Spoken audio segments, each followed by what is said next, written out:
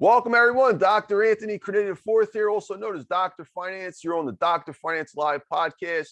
We got an incredible guest today. We got Ed Connors here. Folks, Ed was the former owner of Gold's Gym. He's the reason that put it on the map and expanded it all across the world, became the largest gym in the world during his reign. So let's give a warm welcome to Ed Connors. Welcome, Ed. How are you? Good, thank you. Good to be here. Pleasure to have you. Honor to have you here, Ed. So, Ed, before we get started, I'd like to do maybe a quick snapshot of yourself, maybe 30 seconds, if you can explain a little bit more about yourself, and then we're going to get into your story. Well, my name is Ed Connors, and I was born May 6, 1945. Tomorrow is my 77th birthday. And I grew up in Omaha, Nebraska, went to Creighton Prep in Omaha, went away to UC Berkeley, graduated in '68, was drafted into the Army. I fought in Vietnam for 21 months.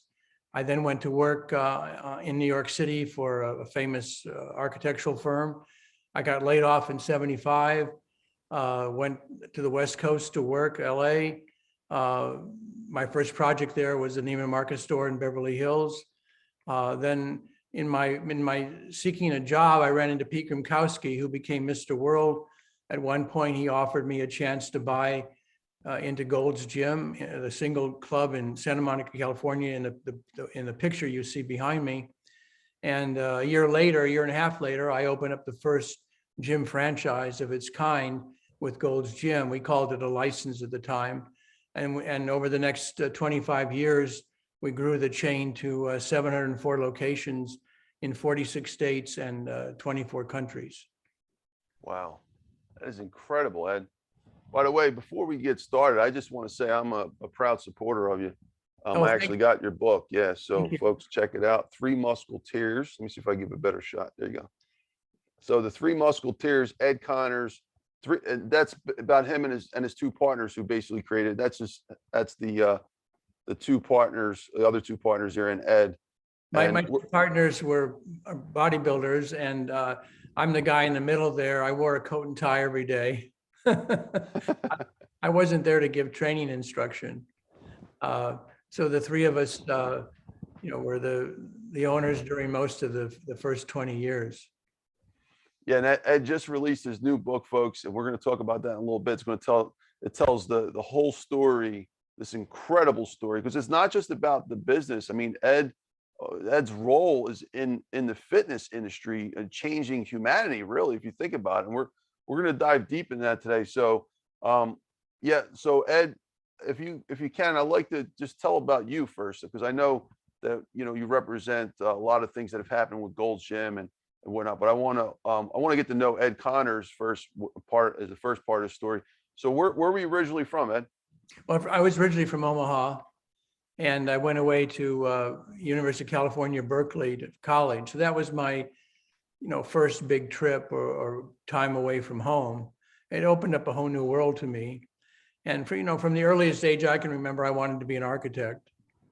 But I was an overweight kid in high school and college, and it affected me a lot. And I joined a gym when I was at Berkeley to lose weight, because I knew I was going to be drafted. I was maybe 250 pounds.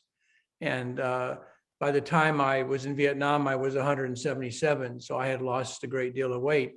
But when I joined a gym back then, people don't understand that it was a whole different world or mindset 45 years ago. There was not a gym on every corner. Arnold Schwarzenegger had to go from Graz, Austria to Venice, California to get a workout in 1968. There weren't all these gyms we have now. I joined a spa, which was kind of a joke, but it was very expensive. It was high pressure sales. And I was appalled. And I know in the back of my mind, I thought, well, God, if I ever have a chance to change this, I will. And ultimately I did. My first gym that I opened on June 16th, 1980 in San Francisco, I was charging $19 a month, which, back then was more like $54, but it was affordable, which, in those days to join a fancy spa fitness club was $500 to $3,000. It was you were buying a 5-year lifetime membership. Who knew? But it was a different world. You know, fitness wasn't even, it was frowned on. The major sports, basketball, football, and baseball, did not use weight training.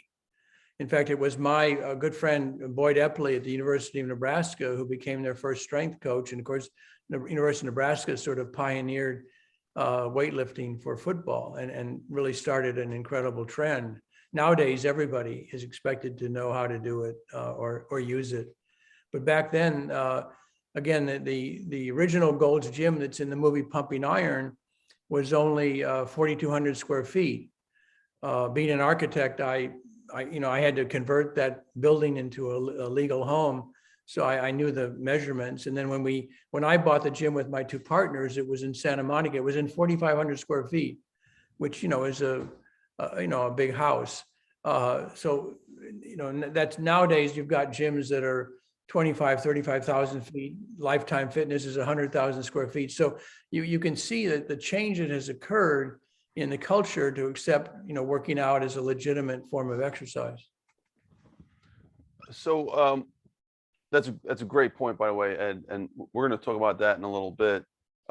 Different parts of that story. But growing up in Nebraska, what was your childhood like? Was it were you born on a farm, or was it? No, my dad was a surgeon, and I had 4 brothers and a sister.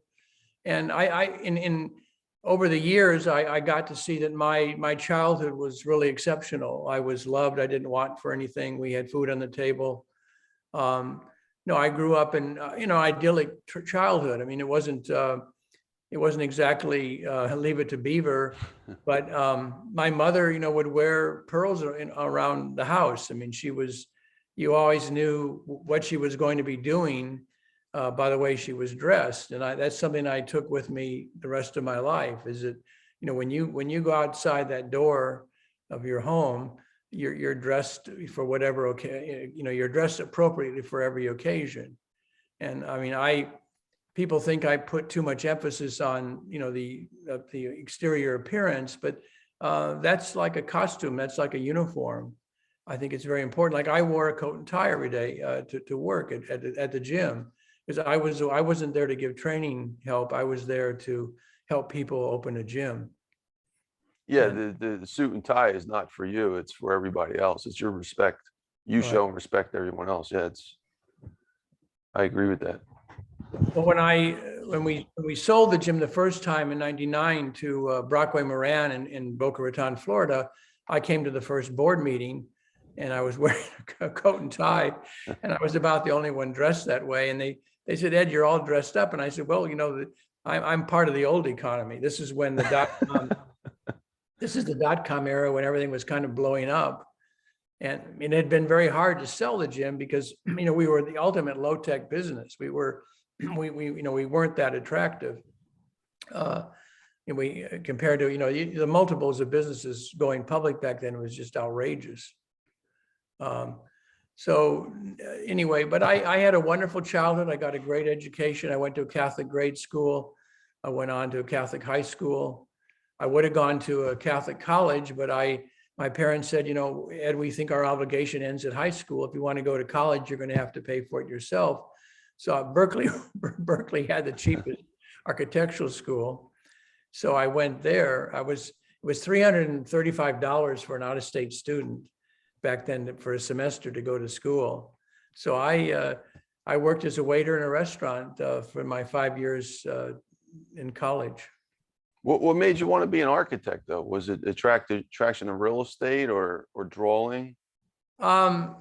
Just design, being able to design, create something. It's a wonderful.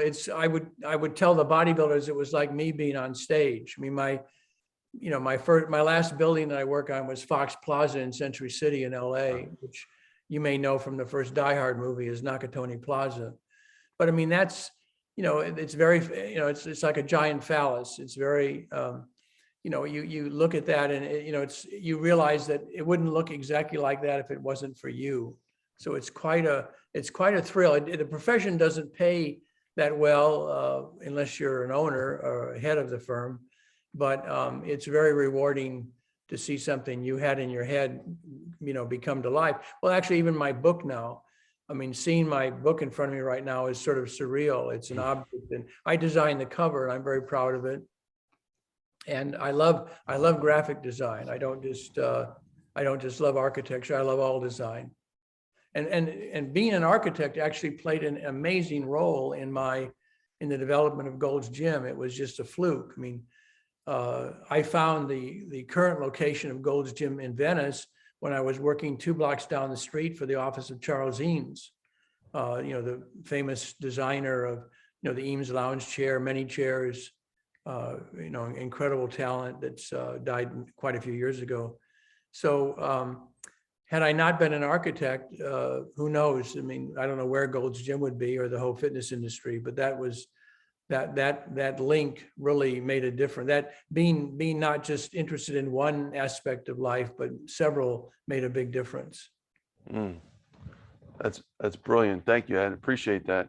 So you eventually went to college and you basically paid your whole way through, which I commend you on that. That's really, really hard to do. Well, it was easier back then, certainly. Yeah. Okay. And then what happened? So you went to Vietnam for a while? Mm-hmm. And how was that like?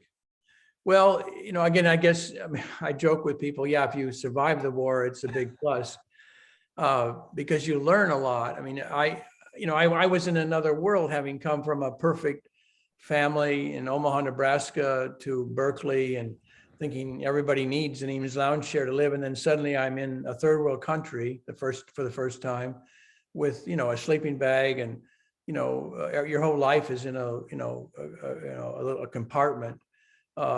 It shows you how thin that veneer of civilization is.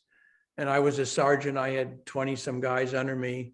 Wow. And it was not a popular war. I was actually opposed to the war, but I believe, if you live in a democracy, you have the obligation to go where the majority of the population wants you to go. And at the time, the Vietnam War was popular, and I did a good job. I got some medals, and I think after a while, you really work hard, you fight hard to live and to keep your other fellows soldiers alive. So in other words, it doesn't become so much a politicized war as a survival of you and your buddies. That you're really bonded to get out of there as best you can.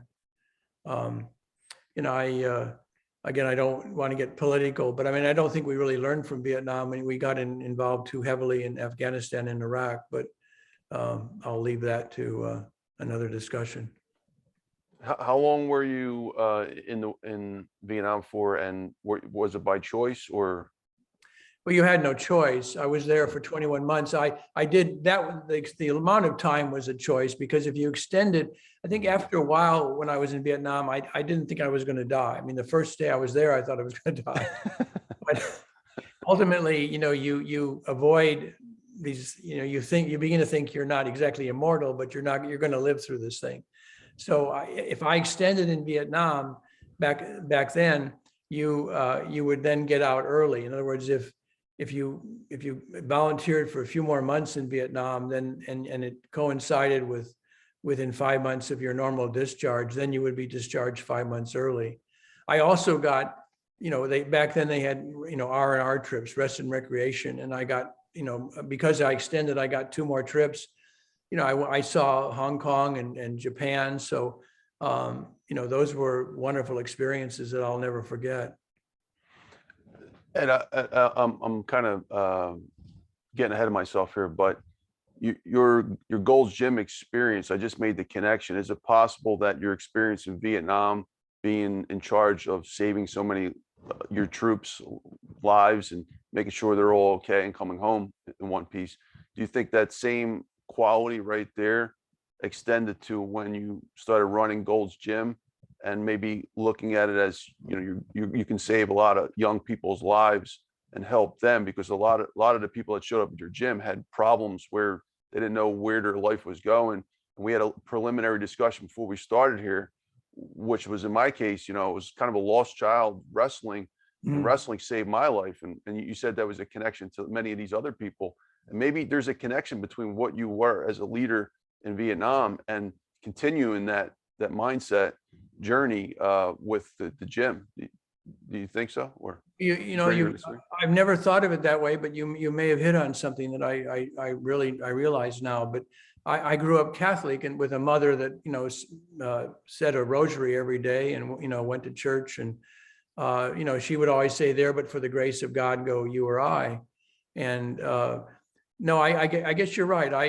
I realize that we're all different, but people have talents, and I would see so many people, or would meet so many people at Gold's Gym who really didn't have the childhood I had and were kind of lost. And I guess I felt sorry for them, or I felt I could help them. I think, you're right. And that was somewhat true in Vietnam. I mean, people were counting the days always. And I would say, well, make the days count. We've all got to get through this together. So let's do our best job. So yeah, there was a lot of, I was drafted 5 years after graduating, and most of the people that served in Vietnam, I forget exact numbers, but a great percentage had not gone to college. So I was 3 or 4 years older than most of the people I was supervising. So I had that little bit of additional age, which gave me some wisdom. And so it was I was an old man. I was, when I bought Gold's Gym, I was 34. So, I was dealing with a lot of 20-year-olds who were lost, who were, unfortunately right now in the whole bodybuilding fitness world, there's a lot of emphasis on paying your dues and not really making it until you're in your 30s. I think that's the wrong message. I think, it's a young person's sport or activity. I think, I never encourage anybody over 30.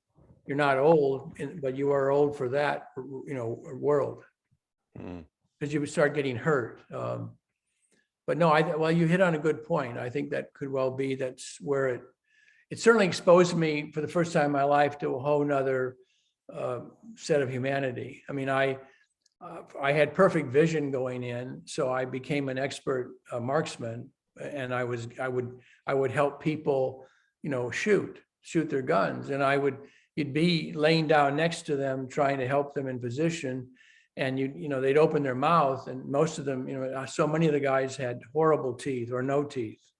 And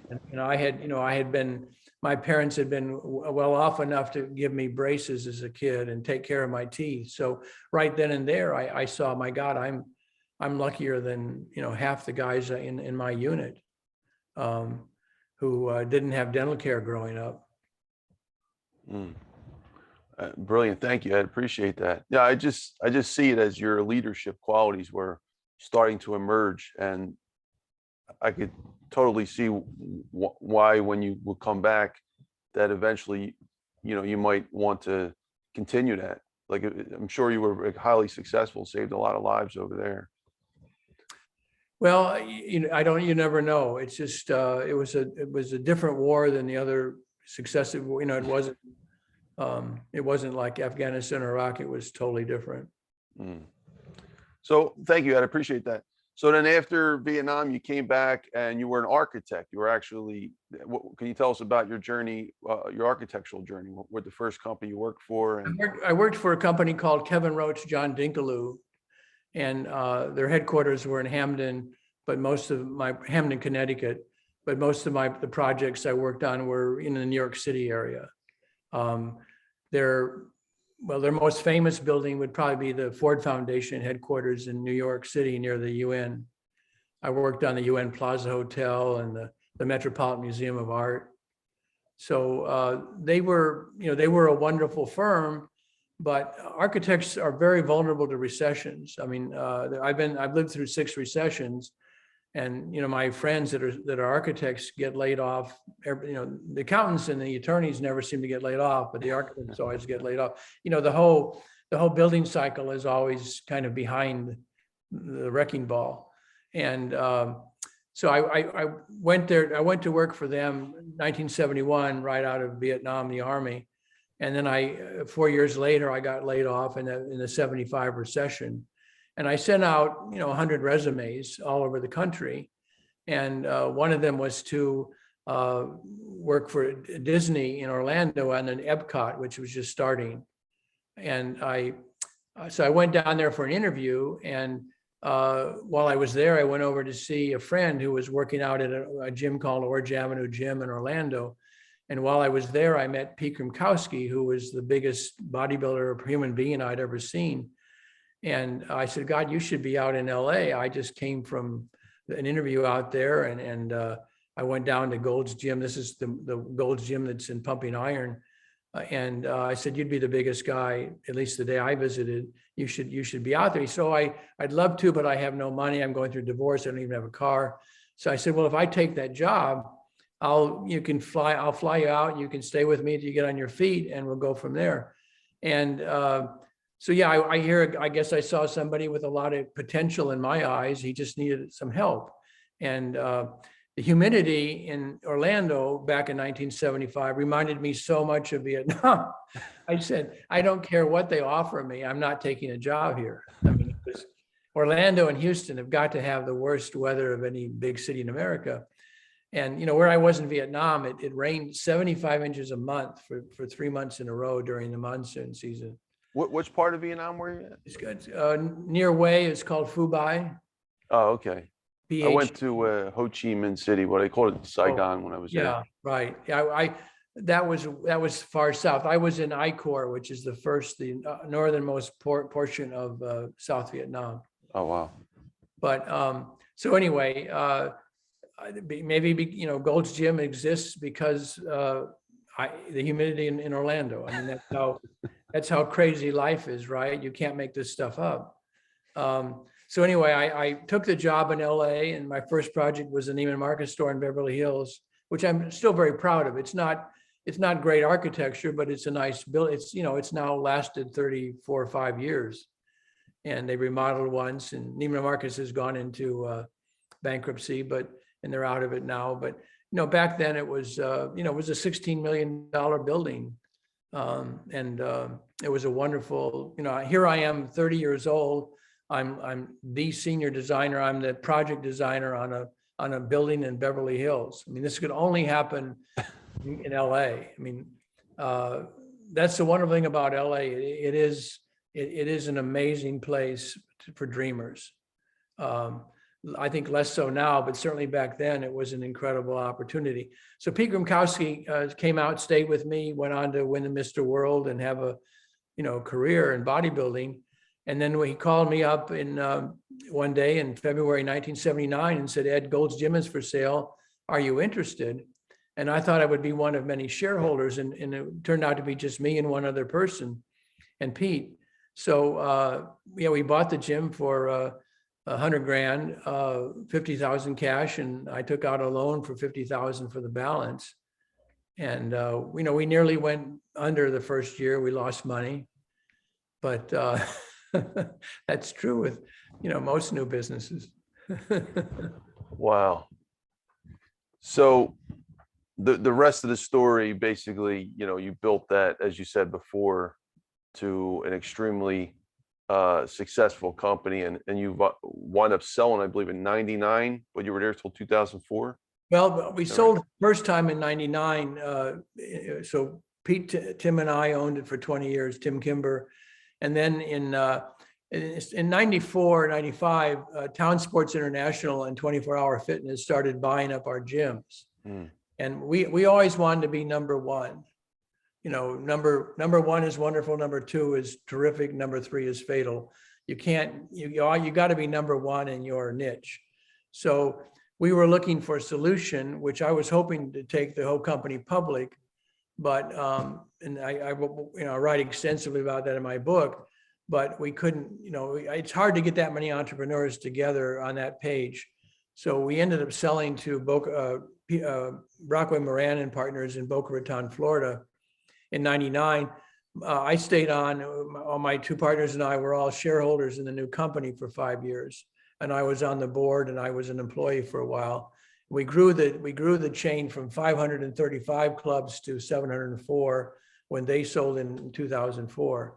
So we made progress even after we sold. Unfortunately, the people that bought it in 04 did a terrible job for 17 years and ended up with fewer gyms and went bankrupt.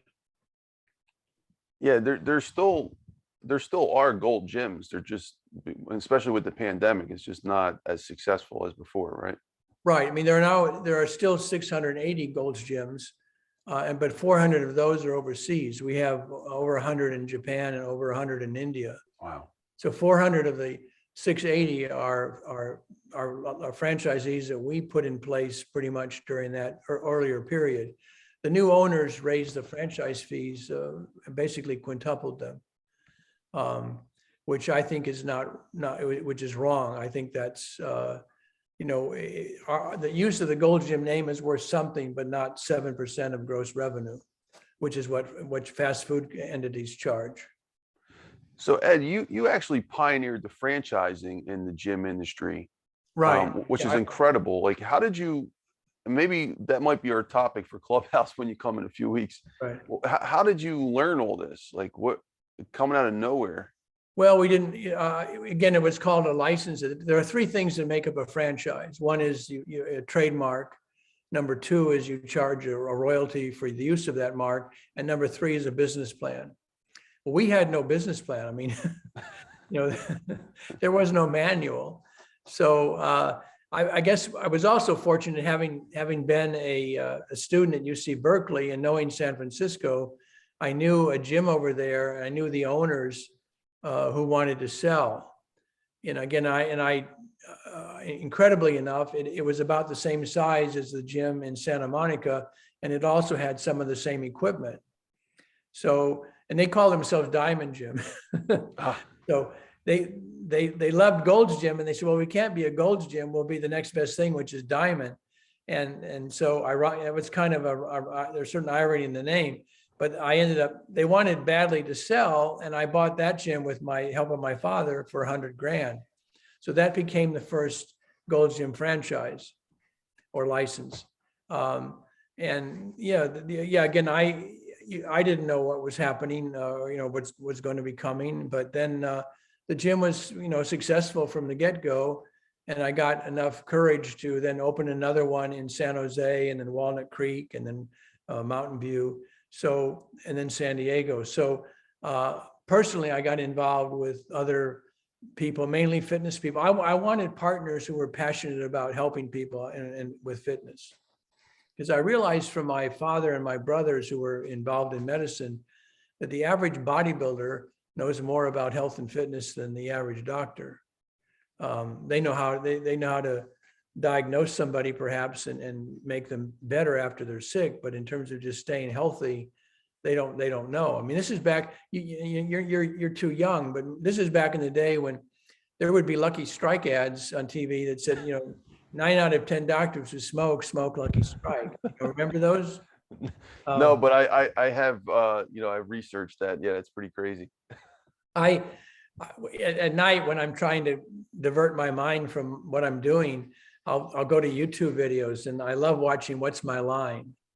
And it was a game show, and first off, it's amazing how healthy the people look versus now in terms of their weight issues, but also some of the YouTube videos actually have the commercials that were shown during that period, and the cigarette commercials are just absolutely hysterical. And so it's I would encourage your viewers to if they're wide awake at night and want to go to What's My Line on YouTube. Pretty funny. So anyway, yeah, it was. So we started to grow pretty quickly. I mean, our growth was a straight line, a 30-degree line. It was we went from 1 to 535 just like this, all over the country and the world. We had interest right away from Europe and Canada. Once you get the first 2 or 3 businesses down, properly in the franchise, it gets easier, right? I can only imagine that being the trend. Right. The hardest one would be the first one, I would think, right? Exactly. And you need to really sell a franchise, you need to have a track record. You need to be able to show investors 1 year's worth of income. So, we had that fairly quickly, and, it looked good. It was, we were doing something. It was quite novel, quite different, because back then there were either the high-end spas, fitness centers, or there were the garage gyms or the hardcore gyms, which were kind of dirty and unfriendly. People thought that's, what hardcore meant. And we were in the middle. We were really hardcore.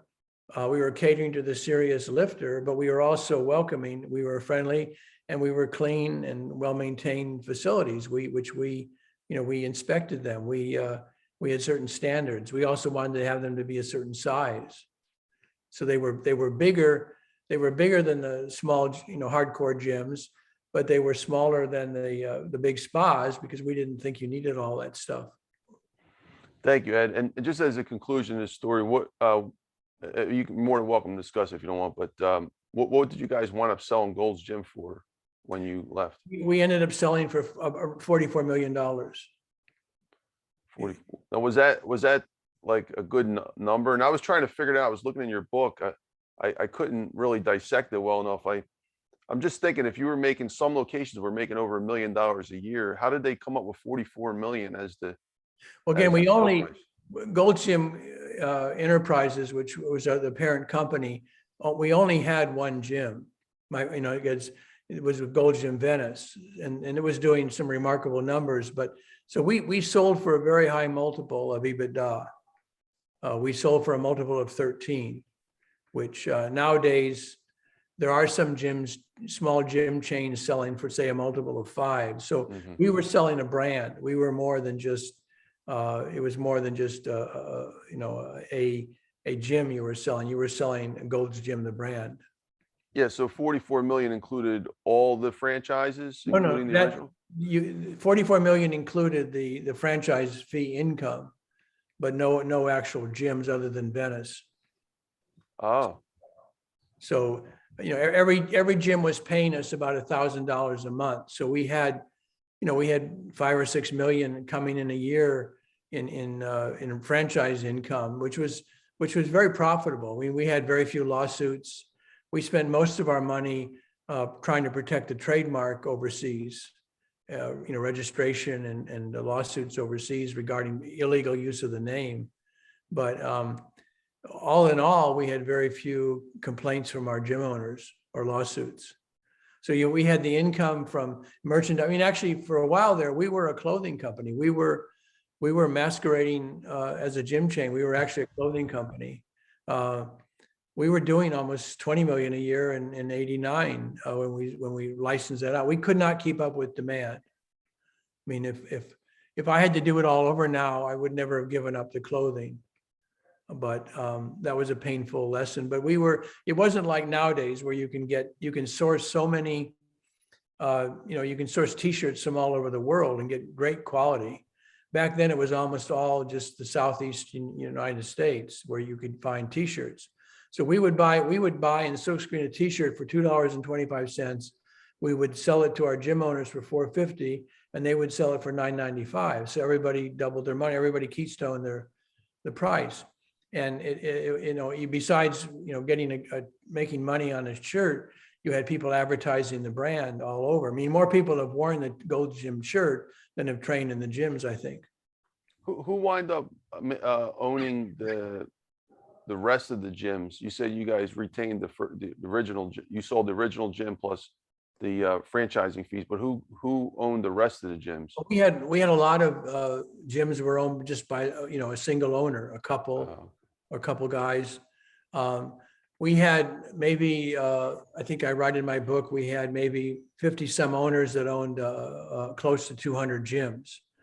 So the people that eventually made us able to this package, when I was trying to sell the gym or find a buyer between 94 and 99, I was told that you basically needed gross revenue of at least $50 million to do interest, in a private equity company.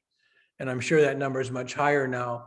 So we combined with the Kirk and John Galliani in Washington, D.C. They had 11 Gold's Gyms at the time. So they had the cash flow, the gross revenue from 11 clubs that combined with our revenue and our profit margins and their profit margins, we had something to sell. So we were a small entity, and we had to partner with somebody to do a deal, and they were a perfect partner. They connected with PricewaterhouseCoopers, and who basically packaged the two of us and sold to Brockway Moran in Florida. Wow, that's incredible. That's amazing. But now at its height, though, I think they were having. Did I read this right? $1 billion in revenue. Well, all the gyms together, I figure. If you look at what, when we sold, there were 704 gyms. If you look at what the average gym is doing, I mean, somewhere between $1 and $3 million, that's $1 billion in revenue. Right. The average, ironically, I mean, I was always intrigued with McDonald's, and ironically, there was a time when our revenue was equal to a McDonald's store, but we had much higher profit margin. Interesting enough, at the time, McDonald's charged basically their franchises 12% for the rent. They own all the land, pretty much all the stores. And that was an ideal rent back then for a gym, was around 12%. And that's what changed in the business, is the rents got to be, before the pandemic, before 2008, too, the rents were, approaching 40% of your gross revenue, which wasn't working.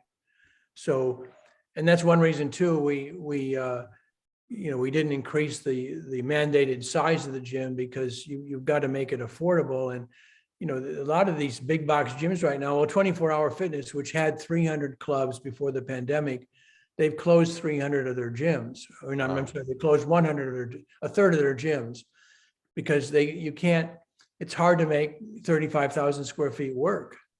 The gyms right now are just too big. This is why I'm working on a new model, because you can't, these big box gyms are failing in this new economy, this new post-pandemic world. Mm. That's brilliant, Ed. And if you want to talk about that model, you're more than welcome to at some point. I'm not sure if you want to keep that in the box for now. Nothing, I know as an architect, nothing is truly original. You're packaging things in kind of a new way. I mean, if you look at all the buildings I designed, they're all symmetrical. They're all, there's a certain beauty in that the human eye, I think, likes, which there's a lot of ugly out there that is upsetting. I guess that's one reason I'm still a fan of great architecture. But no, I've just, and what I've got is really nothing. It's repackaging some of the old stuff, but in a more attractive way for millennials and the vast majority of people that don't know what to do how to work out. Supposedly 70 to 80% of Americans don't know what to do in a gym. So I've tried to come up with something that they would know how to use and enjoy. It would be fun. I mean, that was the magic of Gold Gym Venice. People would tell me they would come there not really intending to work out, and then there was just so much energy in the gym, and it was just so attractive that they had to go in and work out. It was fun. I mean, it was just a crazy, wonderful, magical place. Yeah. Thank you, Ed. That's brilliant. All right, so Ed, we're gonna move into questions now. I got a lot of questions, Ed. You have such an amazing story, and you're a wealth of knowledge about an industry that ties into so many parts of the fabric of not just the American economy, but I think the world economy over the past 30, 40 years. Everything our cultures have changed because of the fitness industry. Right. I mean, everything from the clothes we're wearing to the music we're listening. So Ed, first question, I have to give respect to your book first. So can we do a quick overview of your book, maybe a minute or two, and also give a shout out to my buddy Mike Alden for the connection as well. Mike is in the publishing industry. Appreciate you, Mike, for connecting me and Ed. But here's the book, folks. This is The Three Muscleteers by Ed Connors, foreword by John Cena. Okay, John Cena, the top wrestler out there. I think it's WWE now. I used to be a WWF guy. 54 million Facebook followers alone. I mean, the guy's huge. He's doing movies, everything. He did the foreword for Ed's book. So Ed, you want to tell us about this? Sure. It's basically a memoir, but it's also a history of the evolution of Gold's Gym and the start of the fitness industry in America. And I talk in the first part about how Gold's Gym and the fitness industry evolved.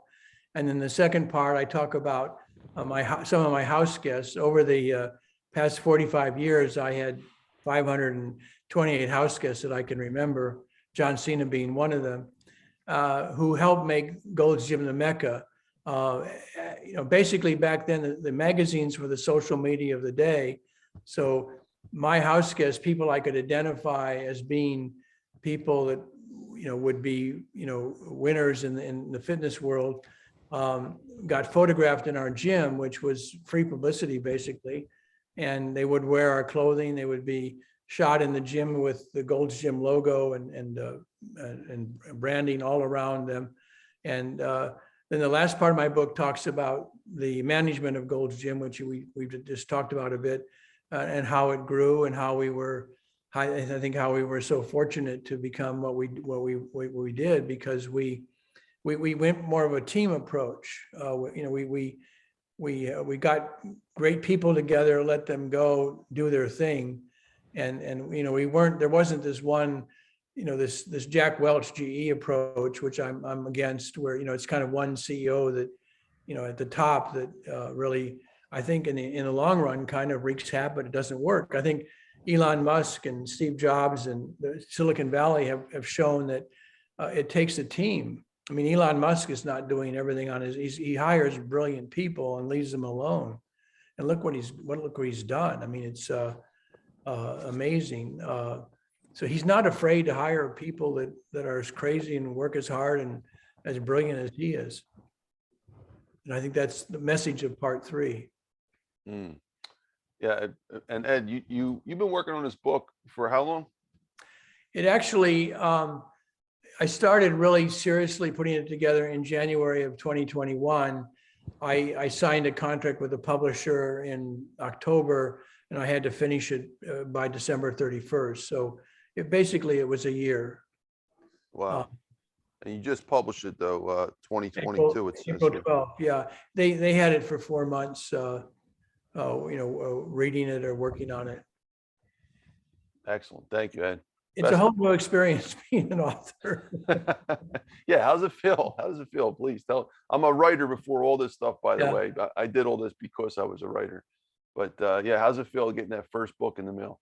It feels wonderful. I mean, I would say it was a lot of work, which it was, but it was so much fun. I can't look at it that way. It was, I love crafting words. I've been reading the New Yorker magazine for 50 years. And I read a lot, and I read a lot of books in Writing Mind just to, see how other people write. And it's been a wonderful 12 months. Best of wishes with that, Ed. Congrats again. It's a truly great feeling. So Ed, we're going to move into the next question. So I want to step back for a moment to understand Gold's Gym's history. So Joe Gold was actually the founder of Gold's Gym and the founder of a gym called World's Gym, which we'll talk about in a second. But who was he, and what role did he play in the history of Gold's Gym? Maybe a minute or two. Joe Gold, who died in 2004, was a bodybuilder who started lifting weights, I think, because he was bullied. He lived in East LA. He would go down to Venice Beach, which back then had, in Santa Monica, there was an area called Muscle Beach, where gymnasts and weightlifters worked out. So he had been into working out early on in life. And when he was living in New Orleans as part of the Merchant Marine, he opened up a gym called Ajax. But I think he didn't like Louisiana, moved back to LA and worked out on the beach there. But when the city of Santa Monica shut down that area because of an alleged rape incident, he then decided to open a gym in a house in Venice, calling it Gold's Gym, obviously, in 1965. He had that for 5 years. And then I guess he got bored or just decided to go back to the sea for 5. But then he came back and regretted having sold his gym and ended up opening a World Gym, which became kind of our competition. We were always friendly. I didn't really consider it competition, but his whole model was different. He started franchising his name. So when he sold in 1970, he sold it to someone who sold it to someone who sold it to Ken Sprague, who we bought it from in 1979. So there were really, I would call it, basically 4 sets of owners. And we were the first ones, of course, to franchise. The gym was not making money when we bought it, but it had moved to Santa Monica to a more prominent location by that owner. What happened to the original Gold's Gym, like the one that Joe Gold started? When Pete, Tim, and I bought the gym in '79, one of the requirements, knowing that I was an architect, Ken Sprague made me, or had me make the former gym that was in Pumping Iron a legitimate residence.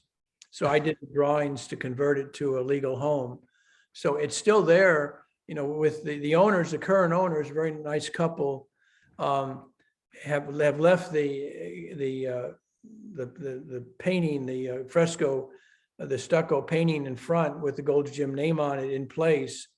And so it's just this wall you see from the street with the name, and their house is essentially, behind it with no windows. It's all skylights. So it's still there. They want to make it a landmark. It's not old enough, according to the city. So that original location is only about 4 or 5 blocks from the current Gold's Gym.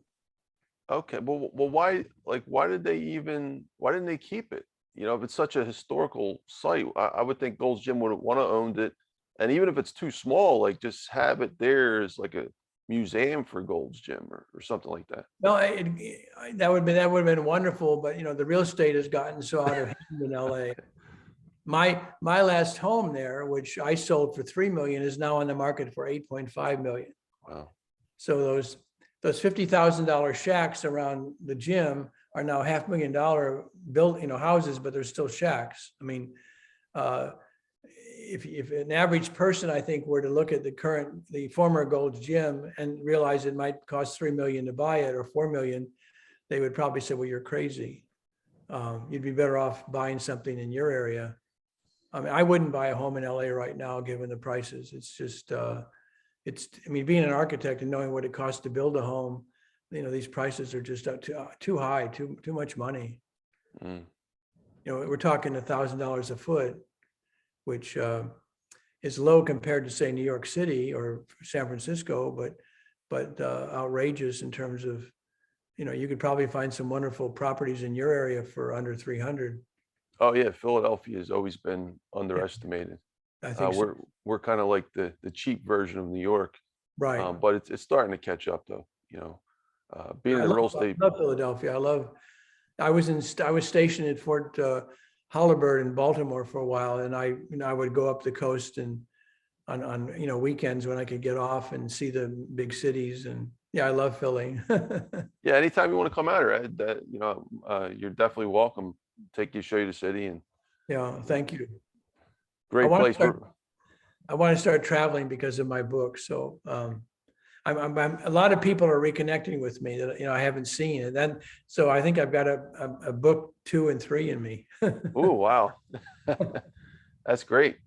Well, thank you. I appreciate that insight about the Gold's Gym. I just to finish that story though. So Joe Gold, after he sold his gym, he opened a World's Gym. What was the conclusion of World's Gym? Did they wind up becoming successful? Because I would think, like, if I was Joe Gold, I'd be upset that my name, Gold's Gym, is being successful and I'm not a part of that at all. Like, well, actually, and I quote him in my book at the end where he says, actually, they may help make me famous. So he was very philosophical about it, and a nice guy. I mean, he was very happy with what he had. He wasn't greedy. They mimicked us. They charged as much as we did. They copied us. And I think ultimately they might have been at 300 gyms when they were sold to Planet Fitness. And then Planet Fitness, the original founders were former Gold's Gym owners. oh, I didn't know that. Wow. Yeah, so Gold's Gym really spawned a lot of the competition. and they bought World Gym, and then I think they picked off the more successful gyms, or the ones that were more like a Planet Fitness, and then they sold off the remaining ones to someone who now is still keeping the World Gym name alive and trying to franchise. But so it's it's still, for a while there, it was the three main gyms were Powerhouse, World Gym, and Gold's Gym. Who was better, World's Gym or Gold's Gym during the beginning of your reign? Well, we obviously had more operators. I think we had better operators, but there were some great World Gym operators. As you can imagine, say you wanted to open a gym in Houston, World Gym name wasn't available, so you end up going to World Gym because you want to do a gym badly, but the name is not available. I mean, it'd be no different in fast food, I guess. You want to do a McDonald's in your hometown, but there are no franchise territories available, then you would go to Burger King or whoever. So, and in fact, at one point we were going to merge with Joe Gold, but there was already too much conflict. There were too much overlap in markets. We had sold enough gyms by then and World Gym had sold enough gyms that there were certain cities where you couldn't become one gym. You were in conflict. Makes a lot of sense. Thank you, Ed.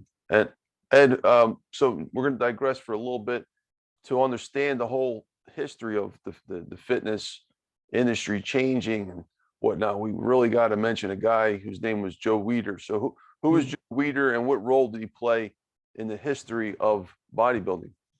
Well, I think Joe Weider's role was huge. Maybe he was the key player. He was originally from Montreal. Initially started a fitness newsletter for 75 cents a week, I think it was, or a month, and moved to New York, and then moved to LA and to start the whole Weider empire. And he started publishing, fitness magazines. He probably had over a dozen at his peak. And I can't emphasize enough how important that was in transforming the whole fitness world, because there was no social media. Magazines were it. So Muscle and Fitness, Flex Magazine, Shape, Muscle Fitness and Shape were two of the 10 most selling magazines in America back in that time. So you would pick up a magazine, and if you page through it and you ask someone, well, what gym name do you remember seeing? And they would undoubtedly say Gold's Gym, because we let Weider photographers and writers, have free reign in our gym. So you had all the bodybuilding magazines, which there were half a dozen, shooting in our gym with people that many of whom were probably house guests of mine. And we got our name out there so that if you were, and these magazines went all over the world. Weider's magazines were published in 36 different languages, 3 alone in India. Maybe that's the reason we have 100 Gold's Gyms there. So it was this American culture that was really transported all over the world, made working out legitimate. So it was Joe Weider. Joe Weider discovered Arnold. He brought Arnold to America in 1968. He brought Arnold down to Gold's Gym to train. So it was that kind of trifecta of Joe Weider, Gold's Gym, and Arnold that helped really transform the whole fitness industry. And he also created Mr. Olympia too, right? Right. He created that title, the Mr. Olympia title. What was before Mr. Olympia though? Like if you wanted to be a part of there that. was Mr. Universe. There were, but the problem was it was all controlled by the AAU or other foreign organizations, and they didn't have they were focused on weightlifting. So back in the 70s, if you were going to quote a bodybuilding contest, it probably happened after midnight, after all the weightlifting was done. And then ultimately the AAU and NPC broke apart, so that the NPC went off to start doing bodybuilding contests. This is right when Pumping Iron came out, right after Pumping Iron. So you had this very successful cult movie, and then you had all of these competitions starting. You had a Mr. a city title, you had a state title, then a regional title, then a national title. So every weekend in America, there were dozens of bodybuilding contests going on. They totally took over that whole weightlifting world, because that was, that's pretty boring. That can get pretty boring, whereas seeing people on stage, with muscles, men and women or fit women, that was revolutionary so it just took off. So in other words, before they were just like, they would have competitions to see how many pounds you can lift. And now it's not about that. Now you're just about looking at the person and seeing what they look like. It was all powerlifting, not really, physique. I think one thing in talking to a lot of my former house guests, their motivation, superhero, they all wanted to be superheroes, real life superheroes. So you see somebody big and strong on stage, looks like John Cena, he was motivated by the Ultimate Warrior, who I also got into wrestling, and along with Jay Cutler, who was Mr. Olympia, and then Lee Priest, who was one of the best bodybuilders ever. So these guys got it in their head early on. I want to look like him. I want to be like him. I want to be a larger than life figure. A lot of my former house guests got into law enforcement or firefighting. They wanted to be real life superheroes. And if you don't mind, I want to pause this conversation. I'm just, in my head, I got private jokes going on right now because I told you before, I did a little bit of not bodybuilding, weightlifting, but wrestling was my thing. And then I got into martial arts. So in Philadelphia, I trained with some of the biggest martial artists here. And one thing I kept saying, this was just a personal observation over the years, I kept saying, as I got to know these people, their story was incredible. Most of them read comic books. Yeah, exactly. Most of them had superheroes that were their heroes. Yeah. And I'm starting to think, well, I fit in with these guys. So what, I have to have something in common with them too. And I thought about it. And the Incredible Hulk was like mine. Yeah. And I'm like, whoa, that means I'm like them. There's something weird about this. Why is this all connecting? And even though this is martial arts and you're talking about bodybuilding, there is definitely, if you look at a Venn diagram, there's totally an overlap between the two at a certain point.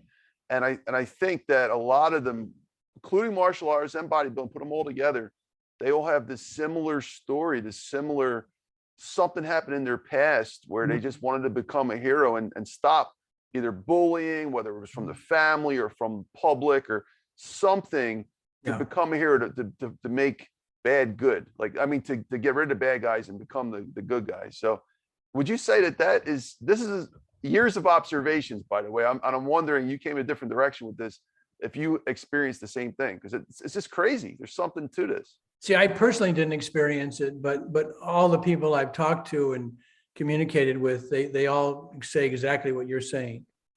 They all were heavily influenced by, the comic books, the movies, the superheroes. I mean, it's huge, and that's one of the major themes in my book, is how much the media influenced these people's lives. I don't know. I guess I didn't. Again, I never saw myself as that kind of, because I was not an athlete in school. I was an overweight kid. I didn't make any of the teams. I was, when I went to a Catholic boys' school with 1,000 boys in it. So, you had to be really physically at the extreme to get picked for any activity. And that wasn't me. I was on the debate team. I was editor of the newspaper. I was editor of the yearbook. So, I did the, quote, intellectual things, the scholarly things, but yeah, I'm sure some of those football players were imagining themselves as the Hulk. And Lou Ferrigno was a big influence on a number of the guys that I knew over the years. How come, just as a different question, how come you never got into bodybuilding, being around all these people? I would have thought that you might want to, an hour or a few hours a week can really. Well, no, I did work out. I had a trainer. Right now I try to walk 10 to 20,000 steps a day. Wow. I try to swim when I can, but I knew I didn't have the genetics. There's just, the genetics is a small part of it, but it's an essential part. It's 5%, but without that, you're not going to be on stage. No, I'm a big believer in working out. That's why I'm working on this prototype, but I also am realistic about, what I personally have. I mean, I have a gift, for architecture, design, I think. Mm. And that's one thing I pursue that because I think that's a talent I have that a lot of people don't. Thank you. I appreciate that. No, it's really good insight. I'm sure we could probably philosophize about this conversation for hours. So it's appreciate that. You'll enjoy reading about the influence of superheroes if you had your own image in your mind too, because it's definitely a common thread. No, what was weird about like what I experienced was that these people read comic books and I wasn't a comic book guy. So I'm like, I don't understand how I fit in with these guys. And like, I'm not, I Yeah. don't know comic books, but then I thought about superheroes. It doesn't have to come from comic books. It could have came from somewhere else. And, the Hulk. So, Yeah. Yeah. Well, that was all part of that era. I mean, the Hulk, 1979 was kind of a pivotal year. The number of things that happened right around that period. That's when the Hulk came out and went on for 5 or 6 seasons on TV. The Arnold's movies came out, Conan the Barbarian, Terminator, and Rocky, and Rambo. So it was that era when suddenly, build guy, and it was, to be totally open, it was the era of the beginning of steroids. So guys were able to, change their bodies with the help of steroids to become larger than life people. Absolutely. And just one additional point to that too. When I grew up in a video store, VCR was invented around that time. Yeah. And I think that probably played a lot to do with it because now people can watch these movies in their house in history that was never possible before. Well, my house guests, I usually had 2 or 3 at a time in my house, and I had a VCR, and they would watch the same tapes of over and over. It's like my friends that have kids, young kids that watch Frozen, the movie Frozen, over and over and over till they're sick of it. But my house guests did the same thing with bodybuilding tapes. And you're right, so a lot of the whole media thing came, coalesced during that period. Interesting. Thank you. I appreciate that. All right, next question, maybe in a minute. What is Venice Beach like and what is its significance to bodybuilding? If you could paint the picture of Venice Beach, because I never been here before. There's a lot of people in the audience that might not have been here, and how it related to this culture that was growing up there. Well, it was what people would call bohemian, but when we moved the gym back there in 1981 from Santa Monica, it was a very dangerous area. It had been created in 1905 by a developer who wanted what I call a gimmick in the wrestling world. He named it Venice, and so he had canals. Actually, he had gondolas. Some of the streets were waterways. He actually had a whole area of homes that still exists, which were on waterways. So it was like the Venice of America. There was a big amusement park. He even had some streets that tried to mimic Renaissance architecture in a pretty poor way. But so he created this fun community. But by the time we moved down there in 81, it was, well, the zip code had the highest murder rate of any city in any zip code in America. Wow. So it was a dangerous area. I mean, now there are all sorts of restaurants and things, and shops, very high-end shops on Abbot Kinney, but back then there was nothing. It took 4 years after we moved into that area for a restaurant to open near us, the Firehouse. So it was very, it was bohemian. There were gangs, the homes were, 50 grand. It was not a very pleasant place, unfortunately, because of the pandemic, and it's gone back to that now because the Gold's Gym was closed for 2 years, and the whole area now has been taken over by homeless, and they're more than homeless. They're drug addicted. There are all sorts of other issues, mental health. So it's a very dangerous area. For the first time in my life, I would not walk the beach at night because you just you don't know what you're going to encounter. But back then it was a magical place. It was kind of live and let live. There was the boardwalk. with all sorts of people doing their thing. It was sun and fun, and there was a Muscle Beach pit area. There was gymnastics and basketball and rollerblading, a lot of skating. There was a bike path that went all along the beach. And the LA beaches are wide. They're not, the water is not like Florida. It's cold and dirty, but but people still flock to the beach, and the weather's nearly perfect all the time. Beautiful. Now the new Venice of America is Fort Lauderdale. Yeah. I actually was there for a while consulting for a supplement company for 3 months. And it's the beaches in Florida are different. It's a whole different vibe. I don't know. I kind of envy in a way, because there were a lot of wonderful places, bars and restaurants along the beach. And of course, the water is warm and beautiful. But the beaches in LA are much wider, and the whole the whole residential activity is different. There aren't the high rises either. There aren't the apartment buildings. Thanks, Ed. Appreciate that. So, Ed, what was other gyms like before Gold's Gym? And I'm going to mention Jack LaLanne's name. Yeah.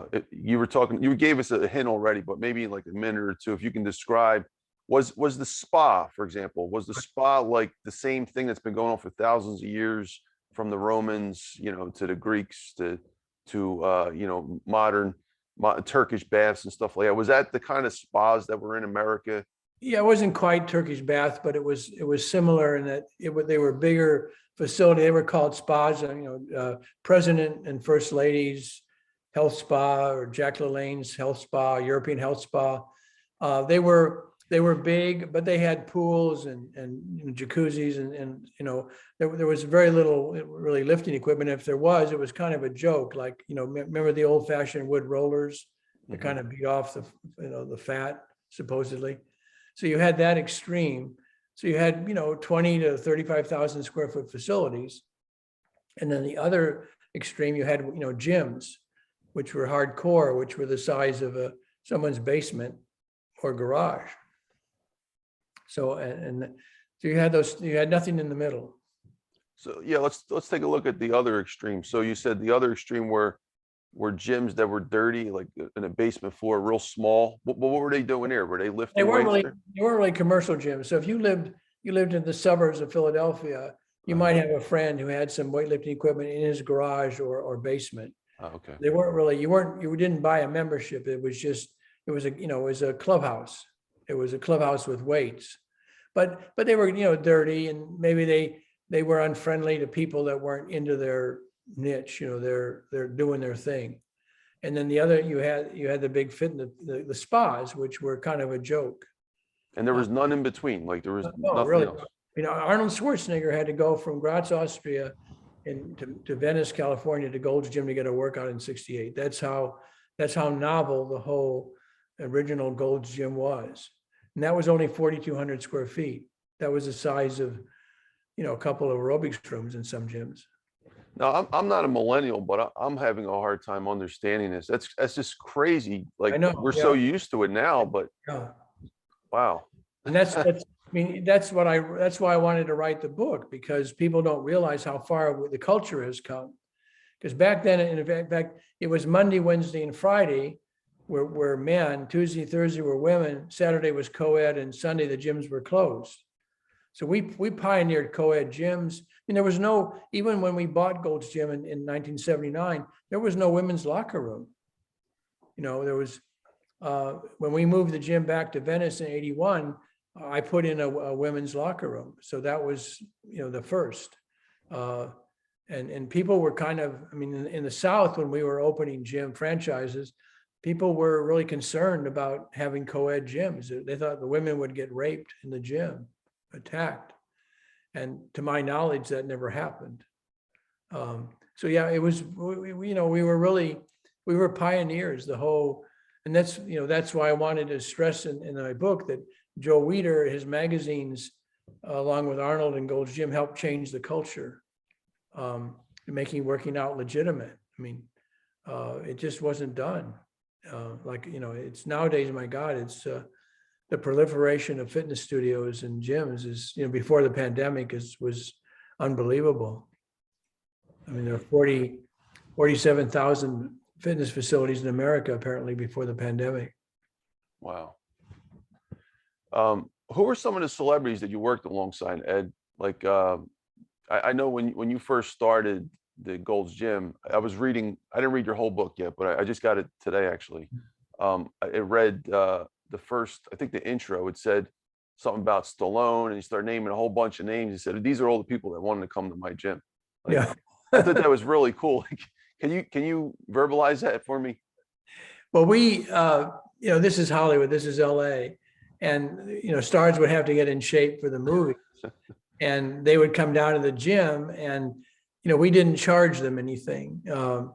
Again, that was one of our, perhaps one of our strengths, that we gave away. Our outside accountant had made us keep a record of the value of the memberships or clothing that we gave away for tax purposes. And it would average about $60,000 or $70,000 a month. And it reached a high of 80 grand. So it was all this goodwill that we would, I didn't want, Jimmy Caan or Sylvester Stallone, paying for a membership. I wanted them to feel free to use the gym when they needed it. And I think they loved being there, because in LA, it's not like a celebrity in perhaps other parts of the country. People in LA will leave the celebrities alone. In other words, they were there. Our members, our hardcore members, our bodybuilder fitness members that were more into that, respected the fact that, oh yeah, they're doing their thing, we'll leave them alone. And but so occasionally the celebrities would hire our people or the bodybuilders in the gym to train them. And that's kind of how personal training started. I don't know that we can claim that we were the first gym to have it, but it definitely was something we were really part of in the early days. So these celebrities would come down there, and there were all sorts of Keanu Reeves, the star of the Matrix, yeah, and just amazing. And that was one reason John Cena popped out at me, because he looked like Mark Wahlberg or Matt Damon, who had been at the gym. So after a while, you begin looking at people like, well, who's their Hollywood lookalike? And I thought, well, that John Cena, that kid looks like Matt Damon with big arms. I agree too. First time I seen him, I was thinking, am I seeing that right? And then I saw his arms, like, I no way that's Matt Damon. But it's amazing how many people, they'll say to me, well, Ed, how did you find him? What do you, I said, well, it was so obvious to me. And, I pointed out, and they said, well, yeah, I could see that now, but they didn't, I could see it right away. So I would see human potential in people because of how they looked. If I had an ear for music, I have absolutely no sense of rhythm. So if I'd had an ear for music, I might have maybe picked talent. That would have been fun to, find a modern Mozart and support him. But my whole world was bodybuilding and fitness. Who were some of the people that you're responsible for helping to become celebrities? You already mentioned John Cena. I got Jay Cutler guys into wrestling. So Ultimate Warrior was big. Sting, the wrestler Sting, he's still wrestling. He was a manager at one of my gyms, Steve Borden. And they inspire. John Cena, as I said earlier, he was inspired by the Ultimate Warrior, who died, too early, but influenced millions of lives, I think. He was actually one of my heroes. Ultimate Warrior is an incredible wrestler. And you brought the Ultimate Warrior to. Well, he was a bodybuilder. Then I didn't know back then in the early days that being 6'3" is not easy to become a great bodybuilder. It's a real challenge to put on that much muscle. Arnold Schwarzenegger was 6'2" at his, when he was younger, and that's kind of the maximum. He was at that magic height. That was part of his, again, incredible talent or luck, is that he was, the tallest you could be and still be a great bodybuilder. And so if you're over 6'2", it's definitely challenging. So I didn't know any better. So I encouraged him to come out and train for a national level show. He didn't do well, went back to Atlanta. And I was forming a Gold's Gym wrestling 2 tag teams. Because back then wrestling was, we were very closely associated with it. Vince McMahon had tried to buy Gold's Gym. And I saw the need to put, better looking people on television for his wrestling. I mean, I thought a lot of his wrestlers didn't look the part, but Ultimate Warrior, at 6'3" and 275 pounds, he looked like almost a larger than life superhero. But I say in my book, he became, so he changed his name to the Warrior. He became a superhero to many, a real life one. So there were 24, guys in wrestling. Kurt Angle, I helped. Not all of them became, obviously the big names, but for whatever reason, I mean, you can open the door, you can't necessarily make someone successfully walk through it, but for all of them, it was probably a better route to go than what they would have done without having, gotten into that area. They would have, who knows what would have happened to them. That's incredible. Well, I appreciate you, Ed, for doing that, because I know that indirectly, directly and indirectly, you've already impacted. I mean, if you think about it, just John Cena and Ultimate Warrior alone, and Sting, put him in the mix. How many people did they help? Yeah. And you were responsible for helping them. So indirectly, you've done your time for humanity. That's incredible. Well, John Cena certainly has done a lot for Make-A-Wish and influenced a lot of young people. So he's actually, I think, been a positive influence on just a lot of people outside the whole fitness community. So that's great to see. And he's, who knows, he's making, he's got his TV series, The Peacemaker. That's really good. Yeah. All right. So Ed, next question, maybe a minute. What was your relationship between Gold's Gym and Arnold Schwarzenegger during your reign? Now, I know he was going over the world or something like that. There was kind of like, feud. Arnold was very loyal to Joe Gold, because that's who he met when he first came to America. He trained at the original Gold's Gym. So, but there was no animosity. I mean, I think in the end, actually, we had a better relationship than Joe Gold had with Arnold. So there was no friction. I mean, my partners and I, we ate at Arnold's restaurant all the time, and he would come over and talk to us and appreciate our business. So no, it was a friendly relation. He's on another level, right now, but he's actually kept the gym, I think, alive or in business, because Google now owns the building, and I think they want the whole area to make it a Google campus. So if Arnold weren't training there and hadn't raised such a fuss, I think the gym would not be in existence right now. So he trains there quite often with his son, one of his sons. Oh, at the original? Well, at the one where we left it when we sold in 2004. Wow. So and where's that at? I'm not good with LA. LA. It's at 355 Hampton. It's at the intersection of Hampton and Sunset, which is very near the intersection of Rose and Main Street in Venice. In Venice still, right? Venice is a named community part of LA. Mm-hmm. Santa Monica, for example, which is just a few blocks north, that's an incorporated community. So cities like Santa Monica and Beverly Hills and Pasadena, they're incorporated cities. They're outside the reign of LA. Mm. That's part of the problem now, I think, with the homeless, is LA has not taken a tough stance on the homeless issue. Thanks, Ed. Appreciate that. Ed, maybe one or two more questions. We'll take a quick break. Is that okay? Sure. Uh-huh. Okay, great. All right. Why was an architect attracted to the fitness and wrestling world? Now, you already hinted at this before, but maybe if you can add a little more to that. Well, obviously, I think I'm a very physical person. I'm very visual, so I could pick people. Like what really motivated me to write this book a year and a half ago was I started writing down all the bodybuilders I had known and encouraged. And for 25 years, I picked 23 years of winners or people that became pro bodybuilders. How did I do that? I could just see they had a certain aesthetic look that was pleasing to the eye, that they look good.